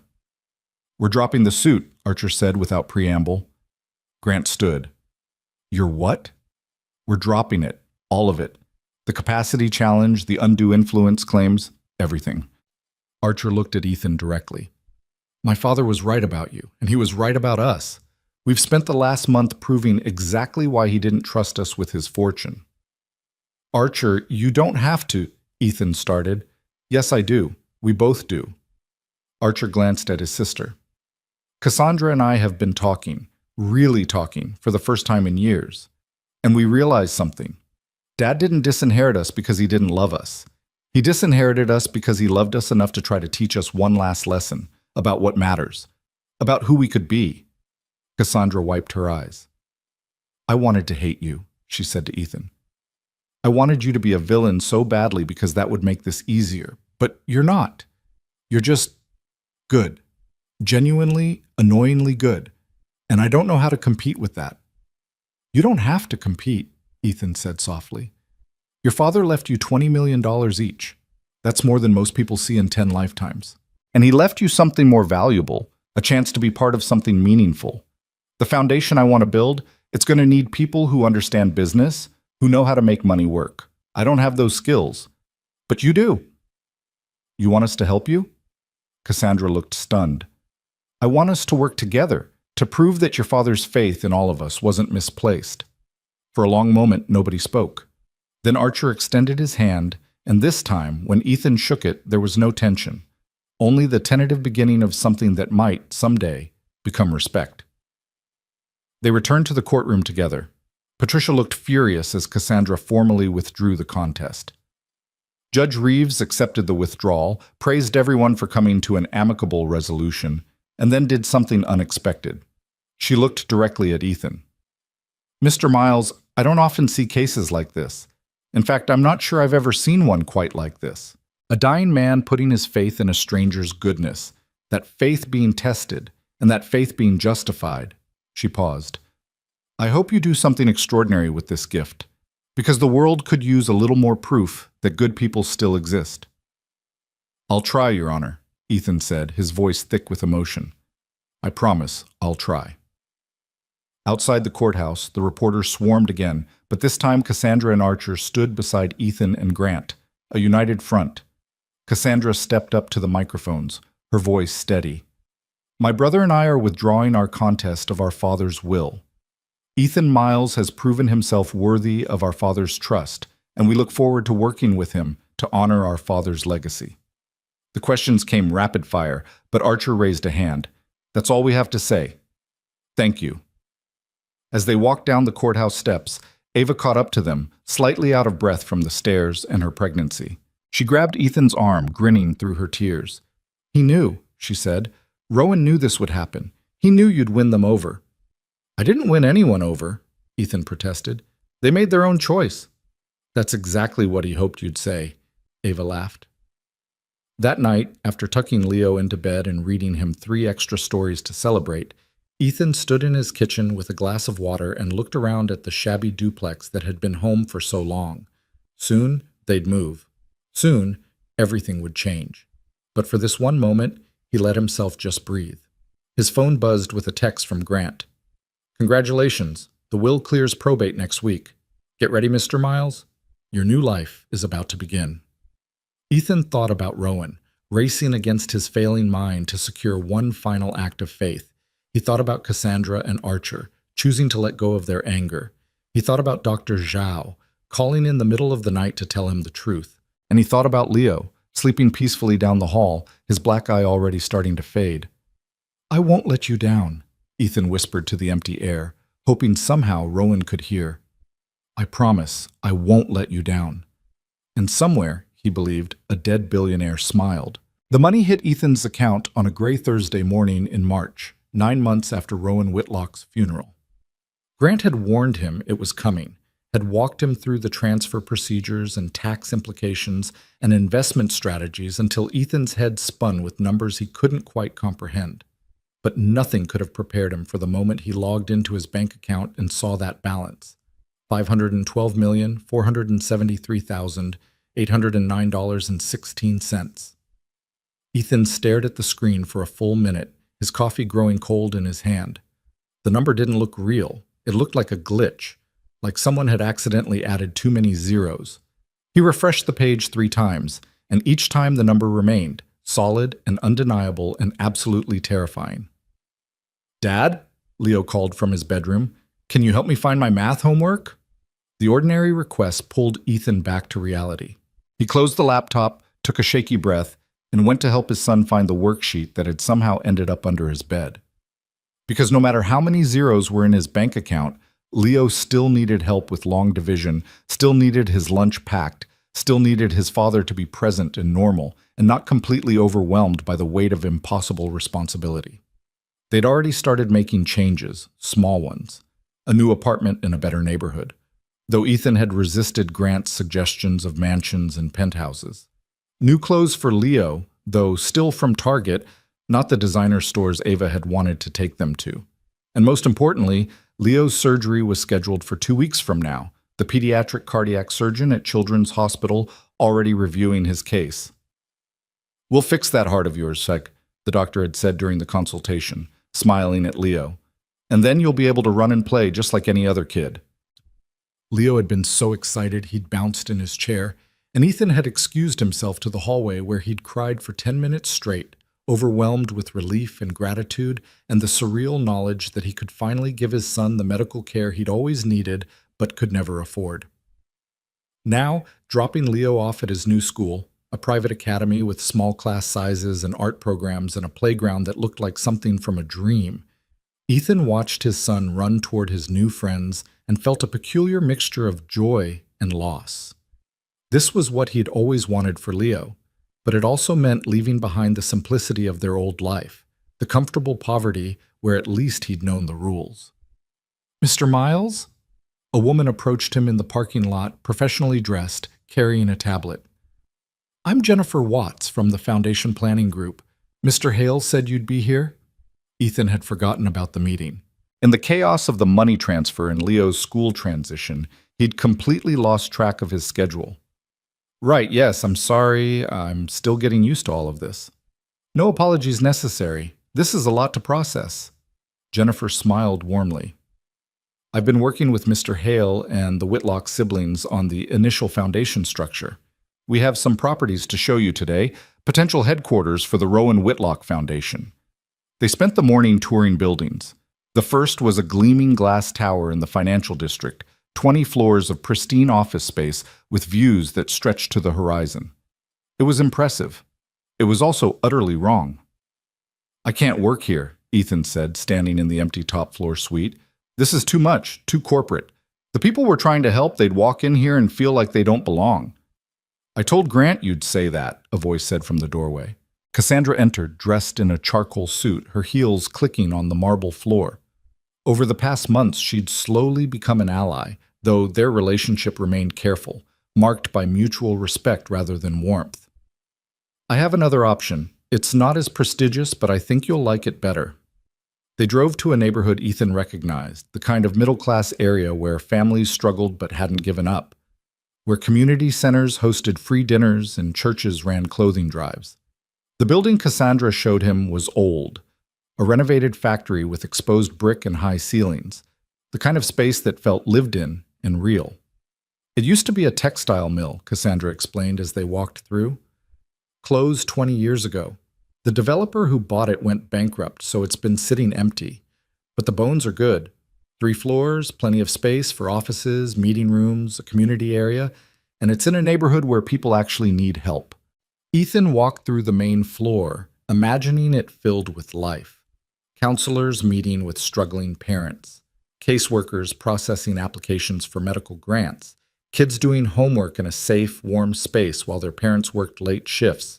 This wasn't a tower where rich people dispensed charity from above. This was a place that could actually belong to the community it served. "This is perfect," he said quietly. "How much?" "Already purchased," Cassandra said. "Consider it my contribution to the foundation. 20 million buys a lot of goodwill, but it also buys a lot of real estate." Ethan turned to look at her, really look at her. The severe woman who'd threatened him in his doorway had softened somehow, or maybe she'd just let him see past the armor she wore. "Why are you doing this? Helping me, I mean. You don't have to." "I know I don't have to." But Archer was right. Dad gave us a gift when he gave you his fortune.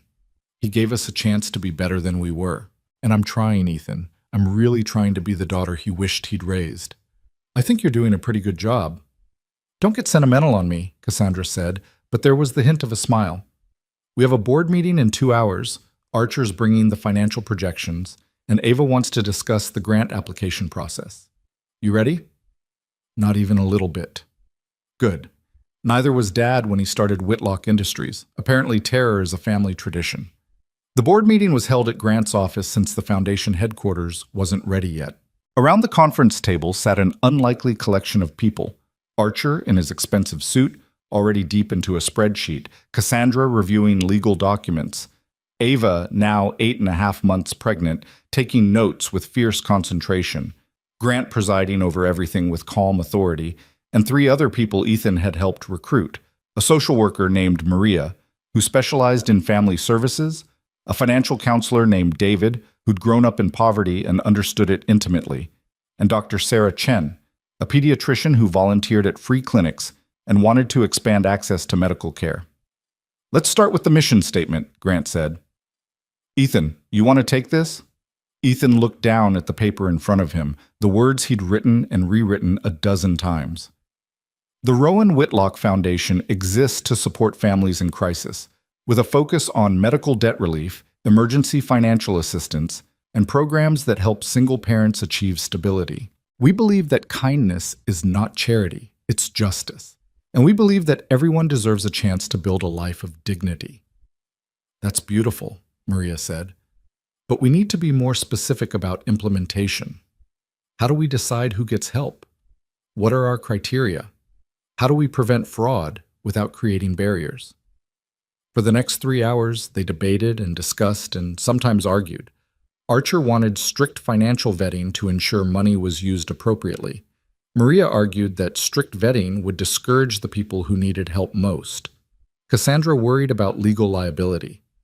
Ava insisted they needed to trust people's inherent goodness. David pointed out that good intentions didn't pay the bills and they needed sustainable systems. Ethan mostly listened, overwhelmed by the complexity of turning good intentions into actual change. Finally, during a pause, he spoke up. I think we're overthinking this. When I helped Rowan, I didn't run a background check. When I helped your uncle, I didn't ask for his credit score. I just helped because someone needed help. Can't we start there and build systems around that instead of building systems that get in the way? The room went quiet. Then Archer leaned back in his chair and laughed, a genuine sound of surprised delight. That's either the most naive thing I've ever heard or the most brilliant. I honestly can't tell which. Why can't it be both? Ava suggested. We start with trust, with accessibility, with making it easy for people to ask for help. And then we learn as we go, adjust as needed. Yes, some people might take advantage, but how many more people will we help by not making them jump through hoops? They voted on it. 6 in favor, 1 abstention from Grant, who said as the attorney he couldn't endorse anything without proper safeguards, but he'd make sure they had the legal protection to try. The Rowan Whitlock Foundation would operate on a principle of radical accessibility. Anyone could apply, applications would be simple, decisions would be made quickly, and the default answer would be yes, unless there was clear evidence of fraud. Dad would have hated this, Cassandra said, but she was smiling. He was all about due diligence and risk management. But maybe that's the point. Maybe we're supposed to do it differently. Over the next weeks, the foundation took shape. Contractors renovated the factory building, transforming it from an empty shell into a warm, welcoming space. Ethan insisted on details that made it feel human. Comfortable furniture, bright colors, a kids' area with toys and books, a community kitchen where people could grab free coffee and snacks. No marble floors, no intimidating reception desks, no sense that you had to be worthy to walk through the doors. Meanwhile, Leo's surgery approached. The night before, Ethan lay in his son's room watching him sleep, memorizing the rise and fall of his chest. The doctors had assured him the procedure was routine, that Leo would be fine, but Ethan couldn't shake the terror that had settled in his bones. You scared? Ava had asked earlier that evening. She'd come by with dinner, her pregnancy now so advanced she could barely move without discomfort. Terrified, Ethan admitted. What if something goes wrong? What if all this money, all this power to help people, and I can't even keep my own son safe? That's not how it works. You know that. Ava had taken his hand. You're a good father, Ethan. The best. And Leo is strong. He's going to be fine. When are you due? 2 weeks. Right around when Leo should be recovering. She smiled. I'm going to name him Rowan. I hope that's okay. I know it might seem strange, but it's perfect, Ethan said. He'd be honored. The surgery took 6 hours. Ethan spent them in the hospital waiting room with Mrs. Chen, who'd insisted on coming, and Grant, who'd cleared his schedule, and Cassandra and Archer, who arrived together bearing coffee and bagels nobody could eat. They sat in exhausted silence, watching the clock, jumping every time a doctor appeared in the doorway. Finally, the cardiac surgeon emerged, still in his scrubs, and Ethan's heart stopped.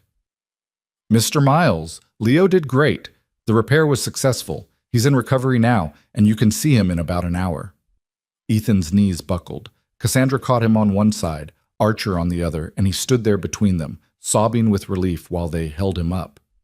These people who'd been strangers 9 months ago, who'd hated him and threatened him and tried to destroy his life, were now holding him together in his moment of greatest vulnerability. Thank you, he whispered. Thank you for being here. Where else would we be?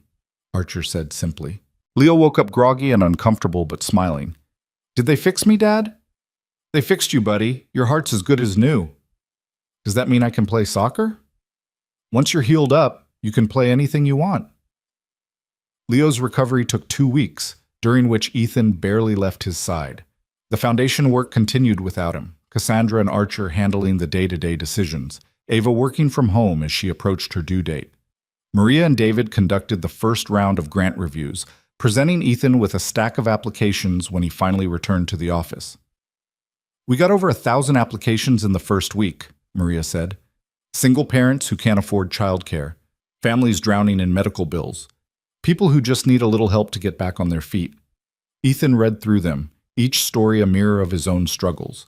A woman whose husband had died, leaving her with 3 kids and no insurance. A man working 2 jobs who still couldn't afford his daughter's insulin. A family 1 car accident away from homelessness. These weren't abstract statistics. These were real people, living the life he would have lived without Rowan's impossible gift. Approve them, he said. All of them. Ethan, that's over $15 million in the first round. We have $500 million. We can afford 15. Approve them all. The first grants went out in April. The letters were simple, personal, explaining that the Rowan Whitlock Foundation existed to help, no strings attached. Within days, the responses started coming in. Letters and emails and phone calls from people who couldn't believe it was real, who cried with relief, who said they'd lost faith in humanity, and here was proof that good still existed. Ethan read every single one. A mother who could finally afford her son's asthma medication. A father who could quit his 3rd job and actually see his kids. A family who could pay off the medical debt that had been crushing them for years. Each story was a small miracle, a life changed by Rowan's faith in a stranger's goodness. The foundation's grand opening was scheduled for a Saturday in May. The building was ready, transformed into exactly what Ethan had envisioned, a space that felt welcoming and warm, where people in crisis could come for help without shame. The local news had picked up the story, and a small crowd gathered for the ribbon-cutting ceremony. Ethan stood at the podium, looking out at the faces assembled there.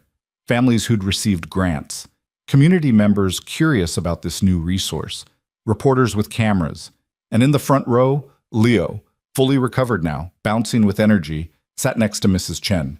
Beside them were Cassandra and Archer, and Ava holding tiny Rowan, just 2 weeks old, swaddled in a blue blanket.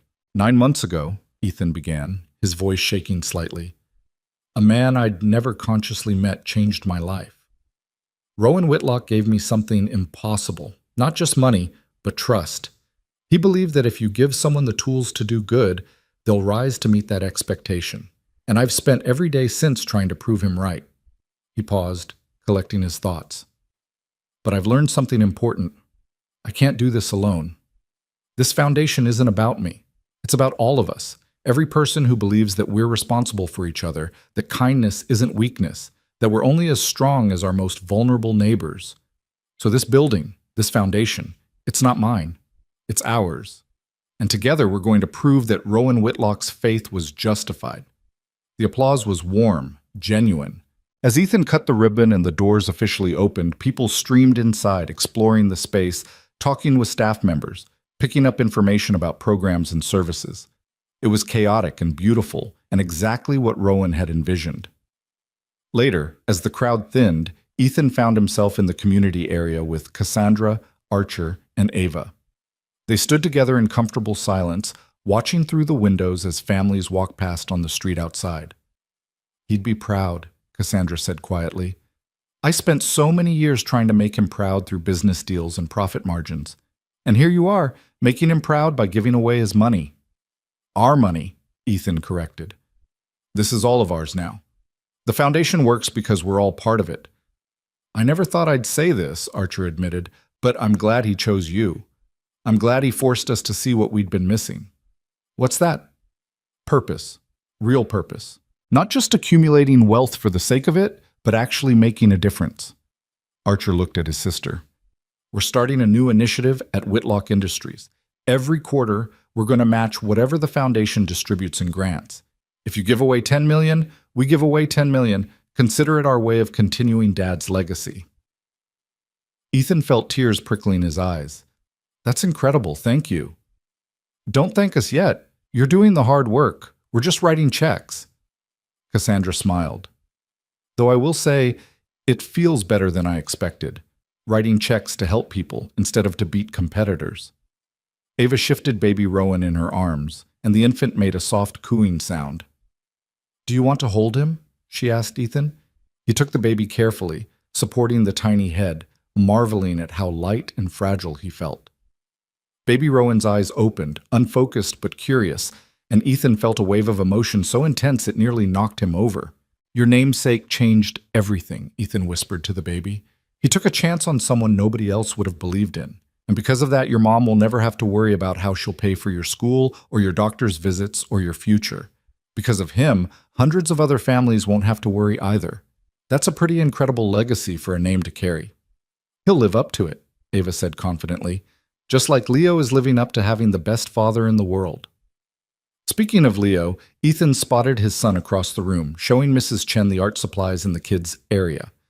He was explaining something with great enthusiasm, his hands gesturing wildly, fully recovered, and more energetic than Ethan had ever seen him.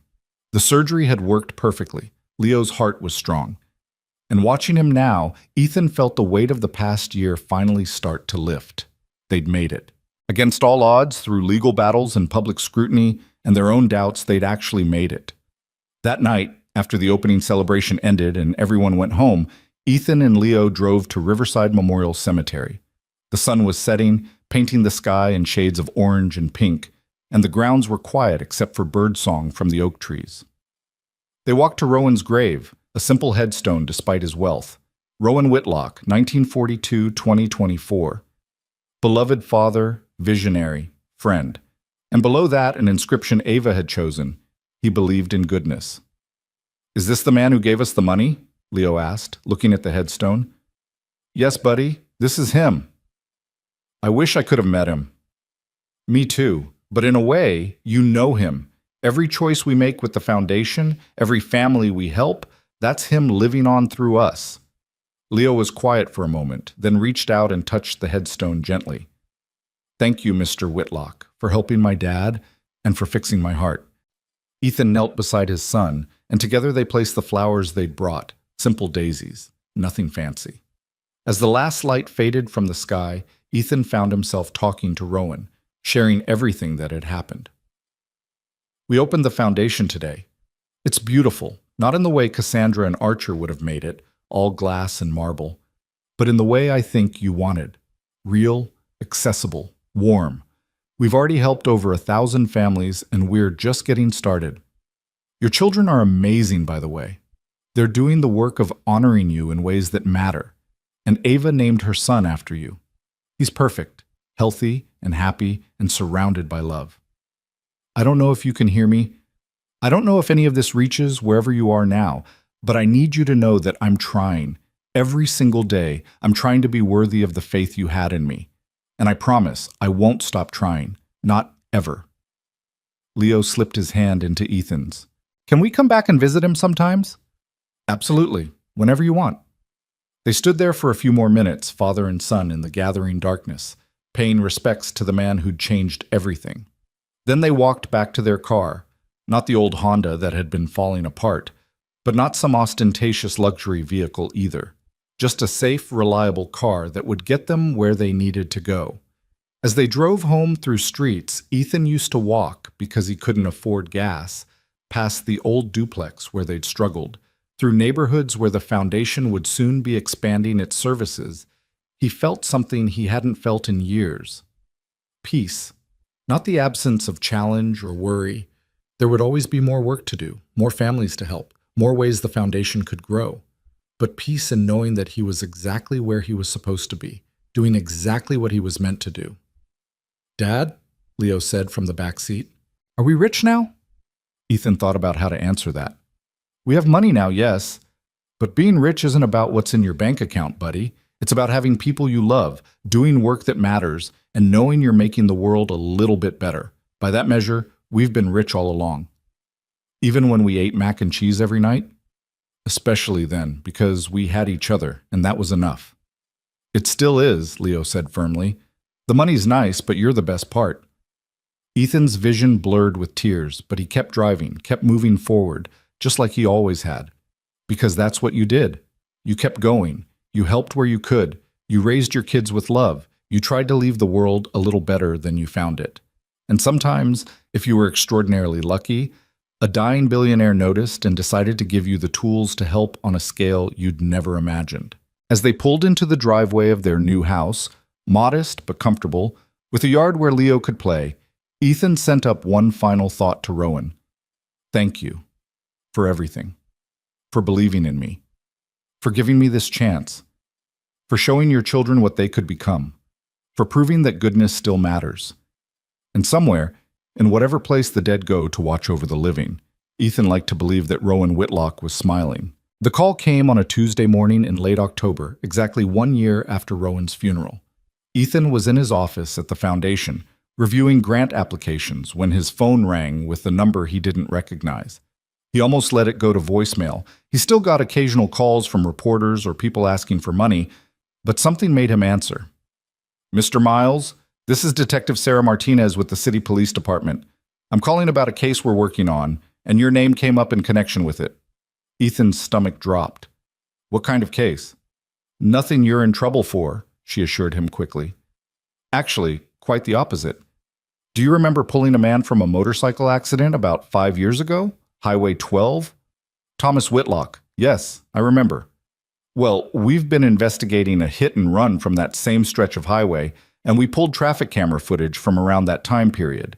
And Mr. Miles, we found something you should know about. The motorcycle accident that injured Mr. Whitlock? It wasn't an accident. Someone ran him off the road deliberately. Ethan sat down slowly. What?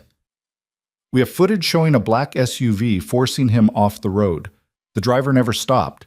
We've been trying to identify the vehicle, and we finally got a match from the DMV database. Detective Martinez paused. Mr. Miles, the SUV was registered to Marcus Vance, who was the chief financial officer of Whitlock Industries at the time. He was fired 6 months before the incident for embezzling company funds. The implications crashed over Ethan like a wave. Thomas Whitlock's accident hadn't been random bad luck. It had been attempted murder, and Ethan had unknowingly saved him from someone's revenge plot. Does Cassandra know? Archer? We're heading to notify them now, but I wanted to reach out to you first because your testimony about what you saw that night could be crucial to the case. Mr. Vance is still alive, still in the area. With your help, we might finally be able to bring him to justice. After the call ended, Ethan sat in stunned silence. The story he'd thought he understood, random acts of kindness leading to an unexpected inheritance, had another layer he'd never imagined. Rowan hadn't just been moved by Ethan's goodness. He'd been grateful that Ethan had saved his brother from a murderer. His phone rang again. This time it was Archer, his voice shaking with barely controlled fury. Did the police call you? Yes, just now. That son of a bitch tried to kill my uncle, and you stopped him. Jesus, Ethan, you didn't just save Uncle Thomas from an accident, you saved him from being murdered. I didn't know. I had no idea. Of course you didn't, because you're not the kind of person who thinks about things like that. You just help people. Archer's voice broke. Cassandra and I are at the police station now. Can you come down? They want to interview you formally, and I think we need you here. The police station was across town, a brick building that smelled of old coffee and institutional cleaning products. Detective Martinez met him in the lobby and led him to a conference room where Cassandra and Archer sat looking shell-shocked.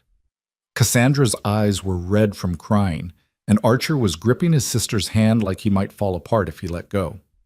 "Thank you for coming, Mr. Miles," Detective Martinez said, gesturing for him to sit. "I know this is a lot to process. Let me walk you through what we know." She laid out a series of photographs and documents. Marcus Vance had embezzled nearly $8 million from Whitlock Industries over a 3-year period. When Rowan discovered the theft and fired him, Vance had threatened legal action, claiming wrongful termination. The case was eventually settled quietly, but Vance had apparently held a grudge. The traffic camera footage showed his SUV deliberately swerving into Thomas Whitlock's motorcycle, forcing him off the road and into a concrete barrier.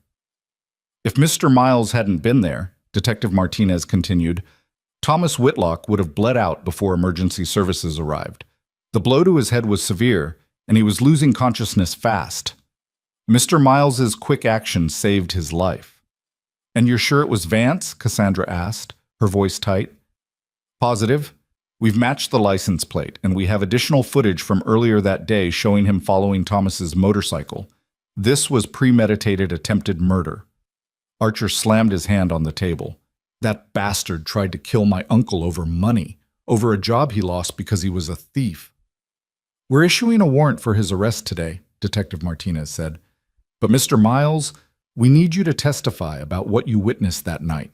Every detail you can remember about Thomas's condition, what he said, anything that can help establish how close he came to dying." Ethan spent the next 2 hours giving his statement, dredging up memories he'd half forgotten. Thomas's blood-soaked jacket, the way his breathing had been shallow and ragged, how he'd gripped Ethan's hand and whispered, "Don't let me die here, please." The sirens in the distance, seeming to take forever to arrive, the paramedics telling Ethan later that 5 more minutes would have been too late. When he finished, Cassandra stood abruptly and walked out of the room. Archer followed, and after a moment, Ethan did too. He found them in the hallway, Cassandra leaning against the wall with her face in her hands, Archer standing beside her with his jaw clenched. "I'm sorry," Ethan said quietly. "I know this must be—" "Don't apologize," Cassandra cut him off. She looked up, and her expression was fierce, almost frightening in its intensity. "Don't you dare apologize. You saved him, Ethan. When someone tried to murder my uncle, you were there. You stopped it from happening, and you did it without knowing who he was or that you'd ever be thanked for it." "That's what Dad saw in you," Archer added, his voice rough with emotion. "Not just that you help people when no one's watching, when there's no reward, when you could just as easily drive past and pretend you didn't see. That's what made you different." They stood together in that sterile hallway, bound by tragedy and salvation, and the complicated legacy of a man who'd tried to fix his mistakes from beyond the grave. Finally, Cassandra straightened and wiped her eyes. "The foundation has been open 6 months," she said. "I think it's time we expanded. There are 4 other cities in the region that could use satellite offices, and I want to create a program specifically for crime victims, people who've been hurt by violence or theft, and need help getting back on their feet. We'll call it the Thomas Whitlock Initiative." "Your uncle would have liked that," Ethan said. "He would have loved it. He always said the worst part about the accident was feeling helpless. Now we can help people who feel the same way." Marcus Vance was arrested 3 days later at his apartment, where he'd been living under an assumed name. The trial was scheduled for the following spring, and the media coverage was intense. The story had everything: wealthy families, attempted murder, a mysterious hero who'd saved the victim without knowing someone had tried to kill him. Reporters camped outside the foundation, outside Ethan's house, outside Leo's school. "It's happening again," Leo said one night at dinner, pushing his food around his plate. Kids at school are talking about you, about us. What are they saying?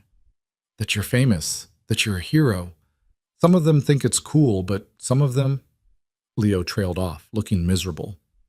Some of them say you just want attention, that you only help people so everyone will talk about you. Ethan felt a familiar anger rising. His son was 10 years old now, taller and stronger since the heart surgery, but still just a kid who wanted to be normal. And instead, he was dealing with the complicated fallout of his father's very public life. Do you think that's true? Ethan asked gently. Do you think I help people for attention? Leo looked up, his eyes, so much like his mother's, serious and thoughtful. No, you helped people before anyone knew who you were. You still help people when no one's watching. Then that's all that matters. What we know about ourselves, what we know is true. Other people will always have opinions, Leo. We can't control that. We can only control who we choose to be. Like Mr. Whitlock chose to believe in you? Exactly like that. The Foundation's first anniversary celebration was held in November, a subdued affair compared to the grand opening. They'd helped over 3,000 families now, distributing nearly $80 million in grants. Medical bills paid, rent covered, childcare subsidized. Single parents given breathing room to find better jobs or go back to school. Each number represented a life changed, a crisis averted, a family given hope. Ethan stood before the small crowd gathered in the community room, staff members, board members, some of the families they'd helped, and felt the weight of what they'd accomplished. A year ago, I stood here and talked about trust, about believing that people are good, that they want to do better, that sometimes all someone needs is a little help and a lot of faith. And you know what? We were right. Out of 3,000 grants, we've had exactly 7 cases of suspected fraud. 7. That's a 99. 7% success rate. The room erupted in applause. Maria, the social worker, was crying. David, the financial counselor, was grinning. Even Grant, usually so composed, looked moved. But numbers don't tell the whole story, Ethan continued. The real story is Rebecca Martinez, who was able to keep her home after her husband died. It's James Chen, who could afford his daughter's leukemia treatment. It's Sandra Williams, who went back to school to become a nurse because we covered her childcare for 2 years. These are the victories. These are the reasons Rowan Whitlock believed in this dream. After the speeches ended and the crowd mingled over cake and coffee, Ava approached Ethan with baby Rowan, no longer quite so tiny at 7 months old, balanced on her hip. The baby reached out chubby hands toward Ethan, and he took him, making silly faces until the child giggled. He likes you, Ava said, smiling. You're his favorite person besides me.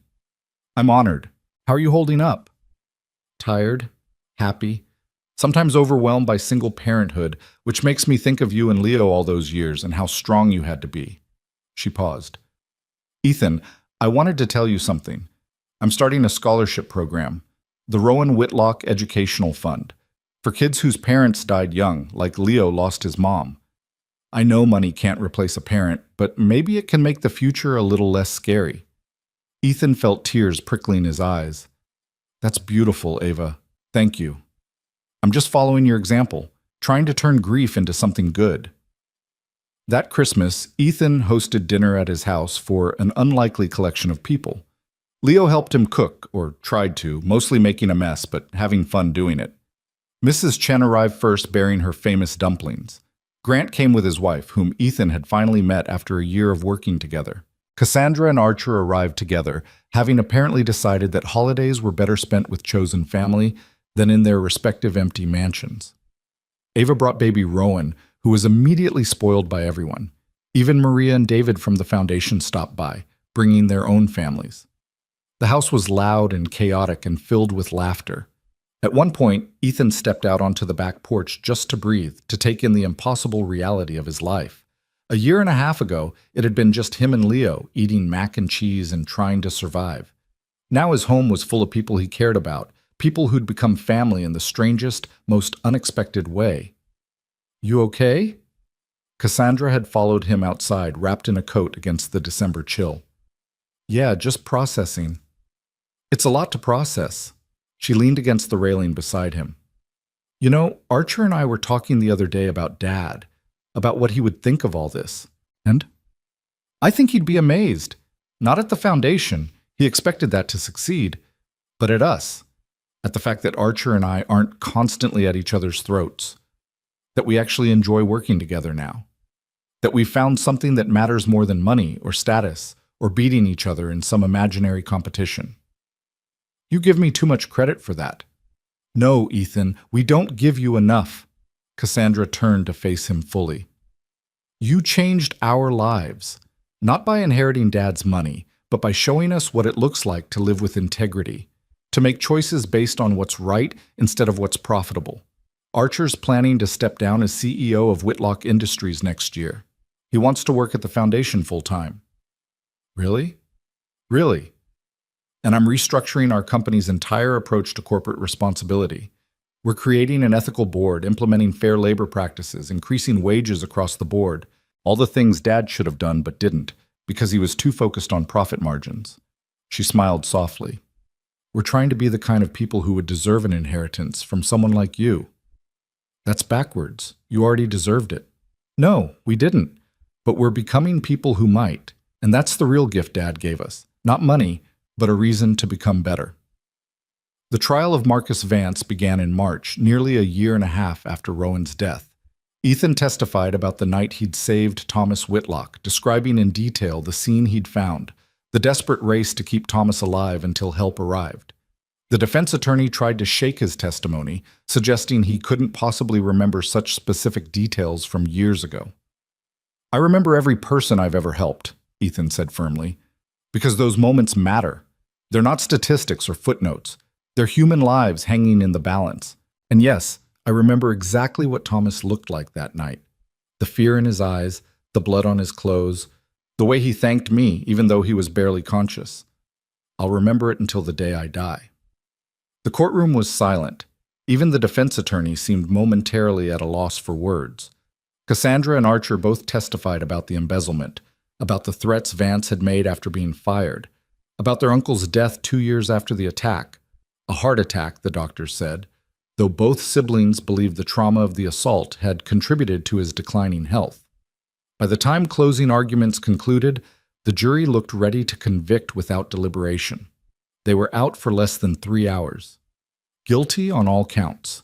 Attempted murder, assault with a deadly weapon, leaving the scene of an accident. Marcus Vance was sentenced to 25 years in prison, and as the bailiffs led him away, he looked at Ethan with pure hatred in his eyes. You ruined everything, Vance spat. If you'd just minded your own business, none of this would have happened. If you'd been a better person, Ethan replied calmly, none of this would have been necessary. Outside the courthouse, reporters swarmed them with questions. But this time, instead of hiding, Ethan stepped up to the microphones with Cassandra and Archer flanking him. Today, justice was served for Thomas Whitlock, Ethan said. But this case isn't really about one man's crime or one family's loss. It's about the choice we all face every single day, to help or to hurt, to build up or tear down, to act with compassion or indifference. Marcus Vance made his choice. Thomas Whitlock made his. Rowan Whitlock made his. And each of us has to make ours. What's your choice, Mr. Miles? A reporter called out. Ethan smiled. I choose to keep helping, to keep believing that people are worth saving, to keep honoring the faith that Rowan Whitlock placed in me. And I hope that anyone watching this will make the same choice in their own way. Because we don't need billionaires leaving fortunes to strangers. We just need people willing to help their neighbors, to offer kindness without expecting reward, to be present when someone's life is falling apart. That's how we change the world, one act of compassion at a time. The Rowan Whitlock Foundation expanded dramatically in its second year. Satellite offices opened in 4 cities. The Thomas Whitlock Initiative helped over 500 crime victims. Ava's Educational Fund awarded its first scholarships to 20 students who'd lost parents. Archer came on board full-time, bringing his business acumen to the operations side. Cassandra restructured Whitlock Industries into a model of ethical capitalism, proving that companies could be profitable and principled. And Ethan, at the center of it all, tried to stay grounded in the simple truth that had started everything, that helping people was its own reward, that kindness was never wasted, that even the smallest act of compassion could ripple out in ways you'd never imagine. On a warm afternoon in June, 2 years after Rowan's funeral, Ethan took Leo to Riverside Memorial Cemetery. His son was 11 now, almost as tall as Ethan's shoulder, full of energy and life and the fearless confidence that came from having a heart that finally worked the way it should. They walked together through the grounds where Ethan had once worked, past the hedges he'd trimmed and the paths he'd raked. "Do you miss it?" Leo asked. "Working here?" "Sometimes. It was simpler, quieter."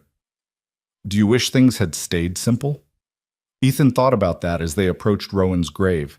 The headstone looked weathered now, 2 years of seasons leaving their mark.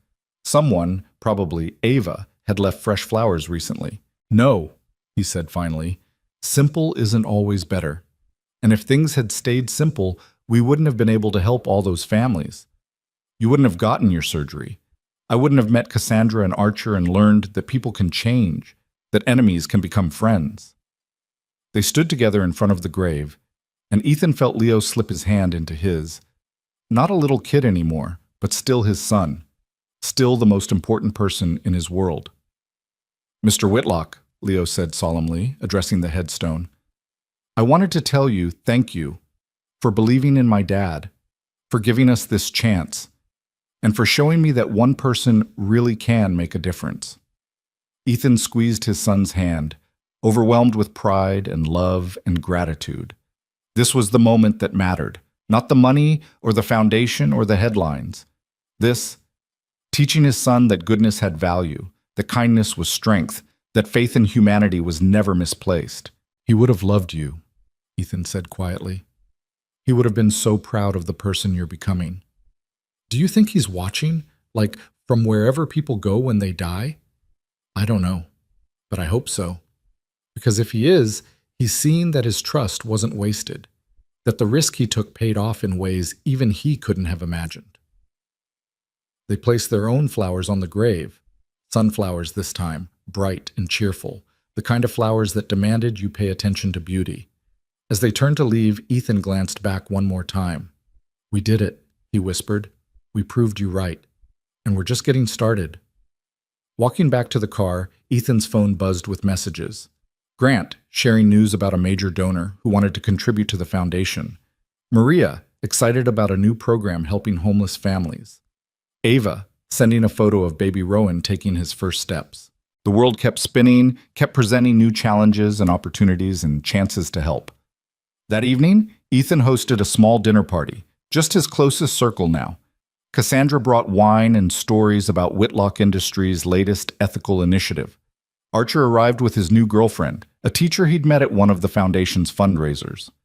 Ava came with Rowan, who was walking now and getting into everything. Grant and his wife brought dessert. Mrs. Chen presided over everything like the grandmother they'd all adopted. After dinner, as they sat around the living room watching the kids play, Cassandra raised her glass. "A toast," she said, "to the man who brought us all together. To Dad, who saw something in a stranger that he couldn't see in himself. To second chances and chosen family and the belief that people can change. To Rowan," they echoed, glasses raised. Later, after everyone had gone home and Leo was asleep, Ethan stood in his backyard looking up at the stars. Somewhere up there, maybe Rowan Whitlock was looking down. Maybe he was satisfied with how everything had turned out. Maybe he was proud of his children for finally learning what mattered. Maybe he was grateful that his final gamble had paid off. Or maybe he was just at peace, knowing that he'd left the world a little better than he'd found it. Ethan's phone buzzed one more time. A text from an unknown number. "Mr. Miles, my name is Jennifer Park. I received a grant from your foundation last year that saved my family from homelessness. I just wanted you to know that I'm back on my feet now, enrolled in nursing school, and I volunteer at the foundation every weekend. Thank you for giving me a second chance. I'm going to spend the rest of my life paying it forward." Ethan read the message 3 times, tears streaming down his face. This was it. This was what Rowan had seen. Not just the immediate impact of helping people, but the ripple effect. People who were helped becoming people who helped others. Kindness multiplying exponentially. Goodness becoming contagious. He thought about the scared, exhausted single father he'd been 2 years ago, working double shifts and wondering how he'd pay next month's bills. He thought about the woman collapsing at a funeral, the stranger in a burning car, the man bleeding on the highway. He thought about all the small moments of choosing to help, when it would have been easier to walk away. And he understood finally what Rowan had been trying to teach not just him, but everyone. That heroism wasn't about grand gestures or massive fortunes. It was about showing up, about being present when someone needed you, about believing that your actions mattered even when no one was watching. $500 million hadn't made him a better person. It had simply given him the resources to be more fully the person he'd always been. And maybe that was the real lesson, that goodness didn't require wealth or power or recognition. It just required choice. The daily, moment-by-moment choice to be kind. In his bedroom, Ethan kept one item from Rowan that Grant had given him, a handwritten note found in Rowan's desk after his death, dated just days before the funeral. Ethan read it now in the darkness of his room, the words familiar but still powerful. To whoever finds this, I've spent my whole life building an empire and destroying relationships. I've made billions and lost what mattered. But in my final days, I found someone who reminded me that it's not too late to do something right. His name is Ethan Miles, and he doesn't know I exist, but he will. And when he does, I hope he'll accept the burden I'm placing on him. Not the burden of wealth, but the burden of proving that good people still exist, that kindness still matters, that faith in humanity is justified. If you're reading this, Ethan succeeded, and that means there's still hope for all of us. Ethan folded the note carefully and placed it back in its frame on his nightstand.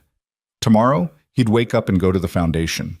There would be more applications to review, more families to help, more lives to change. Cassandra would call with ideas for expansion.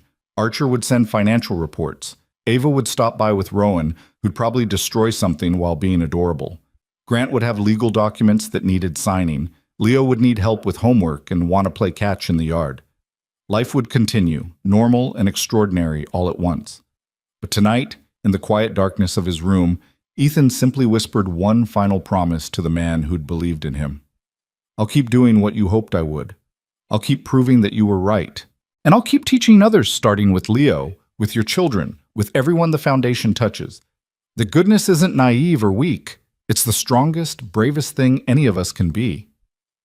Outside, the moon rose over a city where thousands of families slept a little easier because of Rowan Whitlock's faith in one good man, where single parents didn't have to choose between medicine and food, where kids could dream about futures that seemed impossible before, where kindness had been given power and proven what it could do. And somewhere, Ethan believed, Rowan Whitlock rested easy at last. Not because he'd achieved redemption, that would have been too simple, too neat, but because he'd done something harder and more important. He'd planted a seed of hope and lived just long enough to see it start to grow. The story of how a single dad helped a pregnant woman at a funeral and inherited $500 million would be told for years to come. It would inspire some, confuse others, make people question their own choices and wonder about the power of simple kindness. But the real story, the one that mattered, was quieter and deeper. It was about a man who never stopped helping people, even when he had nothing. About a billionaire who learned too late what mattered, but still tried to make it right. About two children who found their way back to their father's better angels. About a community that rallied around the idea that we're all responsible for each other. It was about choosing every single day to be the person who stops when someone needs help. And it was about proving, one act of kindness at a time, that Rowan Whitlock's final belief was justified. That goodness wins. Not always immediately, not without struggle or sacrifice or doubt. But in the end, when the story is told and the ripples finally settle, goodness wins. And that, Ethan thought as sleep finally claimed him, was a legacy worth inheriting,